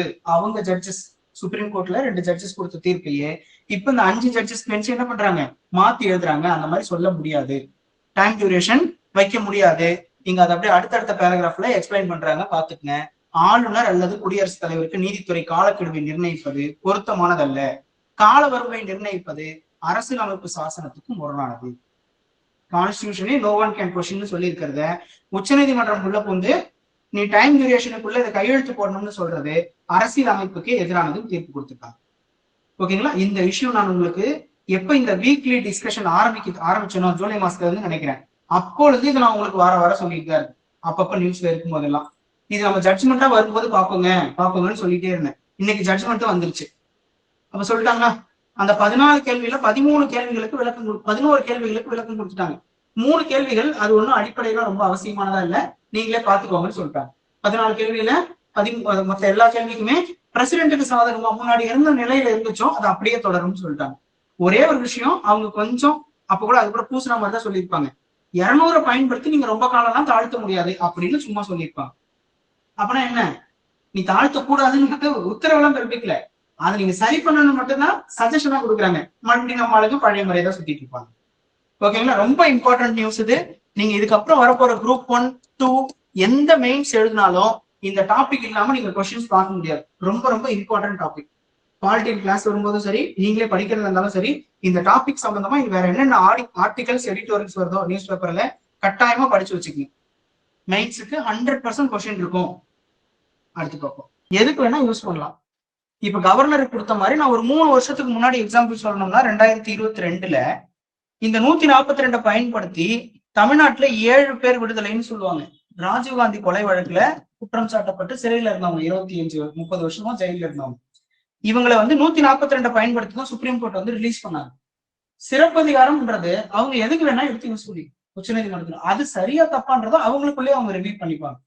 இல்ல இதை நீங்க பயன்படுத்தினது தப்புன்னு இப்ப பிரசிடென்ட் கேட்ட மாதிரி கேட்டாங்கன்னா என்ன ஆயிடும், அடுத்த கேஸா உருவாயிடும். கண்டிப்பா அதை என்ன பண்ணிடுவாங்க, கொடுக்கறதுக்கான வாய்ப்பு இருக்கு. ஆனா நான் என்ன நினைக்கிறேன்னா, இந்த கிரீமி லேயர் அப்படின்றதுக்காக 142 பயன்படுத்த வேண்டியது இல்லை. இப்ப கோர்ட்டுக்கு எதுக்காக போவாங்க பாருங்களேன். இது வந்து நான் இந்த கான்செப்ட் நீங்க டவுட் அப்படி பண்ண முடியுமா சார்னு கேட்கறதுனால ஒரு சின்ன சிம்பிள் எக்ஸாம்பிள் சொல்றேன் பாருங்க. இன்னைக்கு சபரிமலையில கூட்டத்தை கட்டுப்படுத்துங்கன்னு உத்தரவு ஒண்ணு பிறப்பிச்சிருக்காங்க. யாருன்னா கேரளாவோட ஹைகோர்ட். சரிங்களா? அப்ப சார் இதை கவர்மெண்ட்லயே பண்ணலாமே சார், அங்க அறநிலைத்துறைக்குன்னு ஒரு அமைச்சர் இருப்பாரு, அதிகாரிகள் இருப்பாங்க, அது பண்ணலாமே சார் அப்படின்னா, இத கவர்மெண்டே சொல்லும் போது சில நேரம் அதிகாரிகள் அமைச்சர்கள் மட்டத்துல, பெரிய அதிகாரிகள் மட்டத்துல வயலேஷன்ஸ் நடக்கும், மீறுவான். பம்பை அந்த பிளேஸ்ல உங்களுக்கு தெரியுமான்னு தெரியல நிறைய பேருக்கு, அங்க பம்பை நிலக்கல் அப்படின்னா சில பிளேசஸ் இருக்கும். பம்பையில போய் கார் பார்க்கிங் பண்ணக்கூடாதுன்னு ஹைகோர்ட் ஆர்டர் அப்படின்னு சொன்னா நீ எவ்வளவு பெரிய அதிகாரியா இருந்தாலும் உனக்கு அங்க பார்க்கிங் கிடையாது சார், அது ஹைகோர்ட் ஆர்டர் சார்னு சொல்லிடுவார் அங்க இருக்க போலீஸ். நீ எவ்வளவு பெரிய மினிஸ்டர் இருந்தாலும் திரும்பி தான் வரணும். அப்ப புரியுதுல, கோர்ட் என்ன பண்ணுவான், சில இடங்கள்ல தானா உள்ள நுழைஞ்சு அந்த விஷயத்த சரி பண்றதுக்கு முயற்சி பண்ணுவான். சில நேரம் இந்த கவர்மெண்டே ஒரு பெட்டிஷன் மாதிரி போட்டு ஹைகோர்ட் ஆர்டரா இருந்தாதான் இது ஒழுங்கா இம்ப்ளிமெண்ட் ஆகுன்றதுக்காக பண்ணுவாங்க. இப்ப எனக்கும் நான் அந்த கிரீமி லேயர் கேஸை வந்து நான் அப்படிதான் பாக்குறேன். உண்மையானு எனக்கு தெரியாது. கிரீமி லேயர் கொண்டு வரணும்னு ஒரு சுப்ரீம் கோர்ட்ல SC/STக்காக கொண்டு வரணும்னு ஒரு கேஸ் நடந்ததுன்னா மேபி அதை கவர்மெண்டே கூட போட்டிருக்க வாய்ப்பு இருக்கு, யாராவது ஒரு வக்கீல விட்டு. அப்பதான் ஜட்ஜ் என்ன பண்ணுவாரு, இனிமே SC/ST ரிசர்வேஷன்ல கிரீமி லேயர் வைக்கணும் அப்படின்னு உச்ச நீதிமன்றம் தீர்ப்பு கொடுத்திருக்குன்னு கவர்மெண்ட் இம்ப்ளிமெண்ட் பண்ணுவான். எவனும் எதிர்த்து கேள்வி கேட்க மாட்டான். நான் சொல்ற கான்செப்ட் புரியுதுங்களா? உள்ளுக்குள்ள இப்படிதான் நடக்க வாய்ப்பு இருக்கு. ஓகேங்க. நாளைக்கே சென்ட்ரல் கவர்மெண்ட் தன்னிச்சையா சட்டம் இயற்றி கிரீமி லேயர் கொண்டு வரேன்னு சொன்னா நிறைய பேர் இந்த அரசியலை எதிர்த்து சென்ட்ரல் கவர்மெண்ட்டுக்கு எதிராக ஒரு பெரிய பிரச்சனை பண்றது கூட கிளம்பிடுவான். இப்ப சுப்ரீம் கோர்ட் ஆர்டரை இம்ப்ளிமெண்ட் பண்றேன்னு சொல்லும் போது அவனுக்கும் தோதா ஒரு பாயிண்ட் கிடைச்சிடும் கவர்மெண்ட்டுக்கு. ஓகேங்களா? பண்ணுவாங்க. ஓகேங்க, தேங்க்யூ. இங்க பாருங்க, இந்த நேம்ஸ் மட்டும் பாருங்களேன். தமிழ் இசை சங்க விருதுகள், நீங்க வந்து தமிழ் இசை சங்கத்தின் 2025ஆம் ஆண்டுக்கான நேம்ஸ் மட்டும் பாத்துக்கங்க. நான் முன்னாடி அந்த PDF கூட அனுப்பிடுறேன். இசை பேரறிஞர் விருதுக்கு நாட்டிய கலைஞர் Chitra Visweswaran first name. Next பண் இசை பேரறிஞர் விருதுக்கு திருமுறை இசைவாளர் குடந்தை வே லட்சுமணன் 2 நேம். அப்ப தமிழ் இசை சங்கத்தின் 2025க்கான விருது. இந்த பக்கத்து நியூஸ் பாருங்க, பேராசிரியர் தே ஞானசுந்தரம் அந்த நியூஸ் அப்படியே செம்மொழி தமிழாய்வு மத்திய நிறுவனத்தின் முன்னாள் துணைத் தலைவர் அப்படின்னு ஆரம்பிக்குது. அந்த நிறுவனம் கொடுக்கல, விருது யாரு கொடுக்குறாங்கன்னு இந்த கடைசி லைன்ல இருக்கு பாருங்க. முன்னாள் முதல்வர் கருணாநிதியின் பிறந்த நாளில் 3/6/2021 முதலமைச்சர் என்ன சொல்றாருங்க, இந்த இலக்கியத்திற்கு அதிகமான வளம் சேர்க்கும் 3 அறிஞர்களுக்கு இந்த கேட்டகரி வச்சு விருது கொடுக்குறாங்க பாருங்க. 1 மரபு தமிழ், 2 ஆய்வு தமிழ், 3 படைப்பு தமிழ் அப்படின்னு 3 கேட்டகரியில தான் இங்கே பேசியிருக்காங்க. ஆய்வு தமிழ், படைப்பு தமிழ், மரபு தமிழ் விருது கொடுக்க போறேன்னு சொல்றாங்க. அப்ப மரபு தமிழ்ல தே ஞானசுந்தரம், ஆய்வு தமிழ்ல ரா காமராசு, படைப்பு தமிழ்ல கா சோமசுந்தரம். சரிங்களா? இந்த 3 கேட்டகரி 3 நேம். இது மட்டும் தான் இங்க இம்பார்ட்டன்ட். அங்க தமிழ் சங்க விருதுல 2 நேம் இங்க சொல்லியிருக்கேன், இதுல 3 நேம். டைரக்டா கொஸ்டின் கேட்பாங்க. எப்படி நீங்க ஜனவரி மாசம் கழிச்சுதான் எந்த எக்ஸாம்னாலும் ஃபேஸ் பண்ண போறீங்க. ஜனவரி மாசத்துல நமக்கு பொங்கல் அப்போ தை விருதுகள்னு தமிழ்நாடு கவர்மெண்ட் ஒரு 20 விருதுகள் கொடுப்பாங்க. காமராஜர் பேர்ல, அம்பேத்கர் பேர்ல, பெரியார் பேர்ல ஒரு பெரிய லிஸ்டே கொடுப்பாங்க. அந்த லிஸ்டையும் நம்ம பார்த்து வச்சுக்கணும். தமிழ் விருதுகள், தை விருதுகளை பொறுத்து சரியான பொறுத்துக அப்படின்னு சொல்லி யாருக்கு என்ன விருது கொடுத்தாங்க, அம்பேத்கர் விருது யாருக்கு கொடுத்தாங்க, பெரியார் விருது யாருக்கு கொடுத்தாங்க அப்படின்னு சொல்லி ஒரு மேட்ச் தி ஃபாலோயிங் கொஸ்டின் கேட்பாங்க. ஓகேங்களா? இந்த மாதிரி தமிழ்நாடு கவர்மெண்ட் அனௌன்ஸ் பண்ற சில முக்கியமான விருதுகளை நேம் பார்த்து வச்சுக்கோங்க. Prominent persons R eminent person 2 name இருக்கு. நம்ம சிலபஸ குரூப் 1 சிலபஸ் எடுத்து நல்லா படிங்க. அவார்ட்ஸ்ன்ற வார்த்தையே இருக்காது, ஆனா பர்சன்ஸ்னு கொடுத்துருப்பாங்க. அவார்டு வாங்குற எல்லா பர்சனும் அந்த சிலபஸ் டாபிக் கவர் ஆவாங்க. ஓகேங்களா? இங்க பாருங்க, இதுல அதிமுக எம்பி என்ன பண்ணாரு, என்ன பேசினாரு, எந்த கதையும் தேவையில்லை. நான் இதுல மகளிர் ஆணையம் அப்படின்றத மட்டும் தான் எடுத்துட்டு போறேன். அப்ப நீங்க எதை ஃபுல்லா பாத்துக்கணும், Tamil Nadu commission for women, Tamil Nadu மகளிர் ஆணையம் அப்படின்னு ஒரு ஆணையம் இருக்கு. எப்ப உருவாக்குனாங்க? 1993 முன்னாள் முதலமைச்சர் ஜெயலலிதா காலத்துல. இதோட இப்போதைய தலைவர் யார்? ஏஎஸ் குமாரி. இதுக்கு மேல அதுல பெருசா ஒண்ணும் தேவை கிடையாதுங்க. இவ்வளவு பெரிய நியூஸ்ல அது உள்ள கொடுக்கல, இது நாம தான் செக் பண்ணணும். தமிழ்நாட்டுக்கு ஒரு மகளிர் ஆணையம் இருக்கு, அது எப்ப உருவாக்குனாங்க, இப்ப அதோட தலைவர் யாரு, இந்த 2 ஃபேக்ட் தெரிஞ்சுக்கணும் எப்பவுமே. இந்த நியூஸ் பாருங்க, போதுமான அளவு கையிருப்பு இருக்கு அப்படின்னு சொல்லிட்டாரா, அந்த பாயிண்ட் விட்டுருவோம். ஆர்பிஐயோட தற்போதைய கவர்னர் யார்? சஞ்சய் மல்ஹோத்ரா. ஆர்பிஐ எப்போது உருவாக்கப்பட்டது? 35. என்ன சட்டம்? 1934 சட்டத்தின் 1935 உருவாக்கப்பட்டது. அதோட ஹெட் குவார்டர்ஸ் எங்க இருக்கு? ஆர்பிஐயோட ஹெட் குவார்டர்ஸ் மும்பை. மும்பை. அப்போ ஹெட் குவார்டர்ஸ் பத்தி கேக்குறேன்னா அதுக்கு பிரான்சஸ் எல்லாம் இருக்கா? தமிழ்நாட்டுல ஆர்பிஐக்கு பிரான்ச் இருக்கா? சென்னையில இருக்கு. ஓகேங்களா? அப்ப ஆர்பிஐயோட இப்போதைய கவர்னர் சஞ்சய் மல்ஹோத்ரா. ஆக்ட் இதெல்லாம் பாத்துக்கிட்டோமா? இப்ப அடுத்து இந்த கடைசி பேராகிராஃப் வந்துருங்களேன். தற்போது உலக அளவில், இங்கதான் நியூஸ் கண்டென்ட்டே இருக்கு. உலக அளவில் சிறப்பாக செயல்படும் 100 வங்கிகள் பட்டியல்ல இந்தியாவில இருந்து 43வது இடத்துலதான் ஒருத்தர் இருக்கான். யாரு? எஸ்பிஐ. 73வது இடத்துல ஒருத்தர் இருக்கா. யாருங்க? HDFC. அவ்வளவுதான் இந்த நியூஸ்ல. இது வந்து ஒரு கான்செப்ட் தான், வேணா படிச்சு பாத்துக்குங்க. அமெரிக்க டாலருக்கு தேவை அதிகரிக்கும் போது ரூபாய் மதிப்பு வீழ்ச்சி அடையும். டாலர் வந்து ஸ்ட்ராங் ஆகுறான்னா என்ன ஆகும்? ரூபாயோட மதிப்பு வீழும். டாலருக்கான தேவை குறைஞ்சு போச்சுன்னா ரூபாயோட மதிப்பு அதிகரிக்கும்.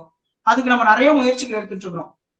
இப்ப சமீப காலத்துல இந்தியா வந்து டி டாலரைசேஷன் அப்படின்னு நிறைய பேச ஆரம்பிச்சிட்டாங்க. டாலர் இல்லாம வேற நம்மளுடைய நாணயத்திலேயே வர்த்தகம் பண்றேன். எப்படி சார் வர்த்தகம் பண்றது? இன்டர்நேஷனலா நம்ம இந்த வர்த்தகம் பண்றோம். ஒரு நாட்டுல இருந்து இன்னொரு நாட்டுக்கு பொருள் கொடுக்கறதுனால எதுல வர்த்தகம் பண்ணணும்? டாலர்ல தான் வர்த்தகம் பண்ணணும். ஆனா இந்தியா என்ன பண்றாங்க, இப்போ கொஞ்சம் கொஞ்சமா பக்கத்துல இருக்க நாடுகளுக்குலாம் போயிட்டு, நீ சவுதி அரேபியா எனக்கு கொஞ்சம் எண்ணெய் தரையா, குருடாகி கொடுத்து விடு, நான் உனக்கு அரிசி பருப்பு கோதுமை எல்லாம் கொடுக்குறேன், அதோட சேர்த்து உனக்கு எக்ஸ்ட்ரா காசு வேணும், என்னோட ரூபாயை பிரிண்ட் போட்டு கொடுக்குறேன், டாலர் கேட்காத. அதுதான் டி டாலரைசேஷன் சொல்றேன். டாலரை விட்டு வெளியேறது. இந்த மாதிரி நடவடிக்கைகள் ஈடுபட்டு இருக்காங்க. அப்போ டாலரோட டிமாண்ட் குறையும். அதான் இங்க சொல்லியிருக்காங்க. ரூபாய்க்கான தேவை அதிகரித்தால் சவுதி அரேபியாவோ, ரஷ்யாவோ, சைனாவோ ரூபாயிலேயே நான் கேஷ் வாங்கிக்கிறேன், உன் காசையே கொடுன்னு சொல்லிட்டா ரூபாயோட தேவை என்ன ஆயிடும்?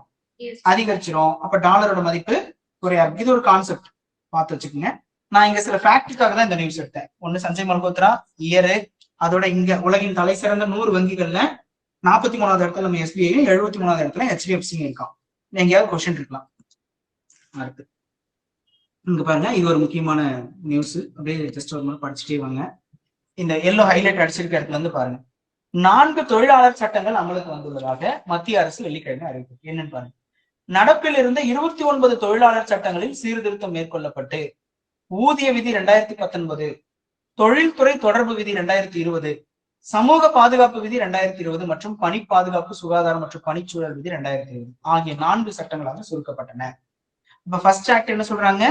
ஒண்ணு பேமெண்ட் ஆர் சேலரி ஆக்ட் 2019, அடுத்து தொழில்துறை தொடர்பு விதி அப்படின்னு சொல்லி இண்டஸ்ட்ரீஸோட ரெகுலேஷன் ஆக்ட் அப்படின்னு சொல்லி, அதோட கனெக்டிவிட்டி ஆக்ட் அப்படின்னு சொல்லி இண்டஸ்ட்ரீஸ்க்காக, இண்டஸ்ட்ரீஸ் தொழில்துறை அப்படின்னா இண்டஸ்ட்ரி, தொடர்பு விதி அப்படின்னு என்னன்னு சொல்லலாம், கனெக்டிங் அப்படின்னு எழுதிடலாமா, கனெக்டிங் ரெகுலேஷன் 2020. அப்புறம் ஜாப் செக்யூரிட்டி பணி பாதுகாப்பு மற்றும் வேற எதுவும் விட்டனே, சரி இதை எழுதுவோம், ஜாப் செக்யூரிட்டி, ஹெல்த், அப்புறம் ஒர்க்கிங் நேச்சர். இது 2020 அப்படின்னு சொல்றாங்க. பாத்தீங்களா, பணி பாதுகாப்பு சுகாதாரம் மற்றும் பணிச்சூழல், இந்த ஜாப் நேச்சர், அந்த ஒர்க்கிங் நேச்சர்.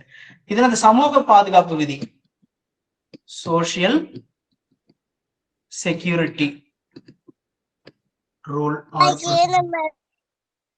ஓகேங்க 2020 என்ன பண்ணிட்டாங்க, இதுக்கு முன்னாடி இருக்கிற 29 சட்டங்களை சீர்திருத்தம் செஞ்சு இந்த 4 விஷயத்துக்கு அடைக்கிறாங்கன்னு சொல்றாங்க. அப்படியே சூஸ் த கரெக்ட் ஸ்டேட்மெண்டா கூட இதெல்லாம் கேட்கறதுக்கு வாய்ப்பு. அப்ப 29 இருந்ததை என்ன பண்ணிட்டேன், சிம்பிளிஃபை பண்ணி 4 கொண்டு வந்துட்டேன். அப்படியே பாத்துக்கோ, ஒரு முறை படிச்சு பாருங்க. இந்த பிபிடியை ஒரு முறை நல்லா படிச்சு பாத்துக்குங்க. இதுல இந்த சங்கங்கள் கண்டனம் தெரிவிக்கிறதுன்னு இருக்கும். இப்ப இந்த G20 மாநாடு நடக்கும் போது நாளைக்கு நாளைக்கு நியூஸ் இருக்கும் பாருங்க. இது நம்ம இந்த 21 இன்னைக்கு 22 நியூஸ் பேப்பர்ல இருந்த நியூஸ். இது மாநாடு நடந்ததுக்கு அப்புறமும் சில அக்ரிமெண்ட்டுக்கு அப்புறம் இந்த நியூஸ்ல இருக்கும். நீங்க ஒரு சின்ன ஹோம்ஒர்க்கா என்ன பண்ணுங்க, G20 மெம்பர்ஸ் ஓகேங்களா, G7 G4 இதோட மெம்பர்ஸ் மட்டும் ஒரு இமேஜா நீங்க கூகுள் சர்ச் பண்ணீங்கன்னா கிடைக்குது, நிறைய கூகுள்லயே கிடைக்குது. இமேஜ் எடுத்து நான் அப்படியே கூட போட்டு வந்துருக்கலாம், சும்மா நீங்க ஒர்க் பண்ணுன்றதுக்காக சொல்றேன் ஓகேங்களா. இந்த 20 G7 G4 இந்த மெம்பர் கண்ட்ரிஸ் எல்லாம் ஒரு முறை முடிஞ்ச வரைக்கும் மனப்பாடம் கூட பண்ணி வச்சுக்கோங்க, கொஸ்டின் கேட்கறதுக்கு நிறைய வாய்ப்பு இருக்கு. அப்ப இந்த வருஷம் 2025க்கான மாநாடு எங்க நடக்குதுங்க, G20 மாநாடு தென்னாப்பிரிக்கால இருக்க ஜோஹன்ஸ்பர்க்ல நடக்குது. சோ ரொம்ப ரொம்ப இம்பார்ட்டன்ட், ஒரு முறை பாத்துக்கங்க. G20 போய் நம்ம பிரதமர் கலந்துக்கிறாரு, அங்க போய் உரையாற்ற போறாரு. அதுல என்னென்ன ஒப்பந்தங்கள் கையெழுத்து போடுறாங்கன்றத நம்ம அடுத்தடுத்த நியூஸ்ல இருக்கும். நான் இன்னொரு நியூஸ் வரும்போது அதை டீட்டெயிலா எக்ஸ்பிளைன் பண்றேன். நீங்க இந்த மெம்பர் கண்ட்ரிஸ் மட்டும் கட்டாயமா பார்க்கணும். பார்த்துட்டு எங்கேயாவது கேட்கும் போது சட்டு எல்லாரும் சொல்லணும், G4 மெம்பர் சொல்லுங்க, G20 மெம்பர் சொல்லுங்க அப்படின்னு கேட்கும்போது. ஓகேங்களா. அடுத்து பாருங்க, மக்களை தேடி மருத்துவம். இந்த நியூஸ் என்னன்னா இது கொஞ்சம் நெகட்டிவா தான் சொல்லியிருந்தாங்க.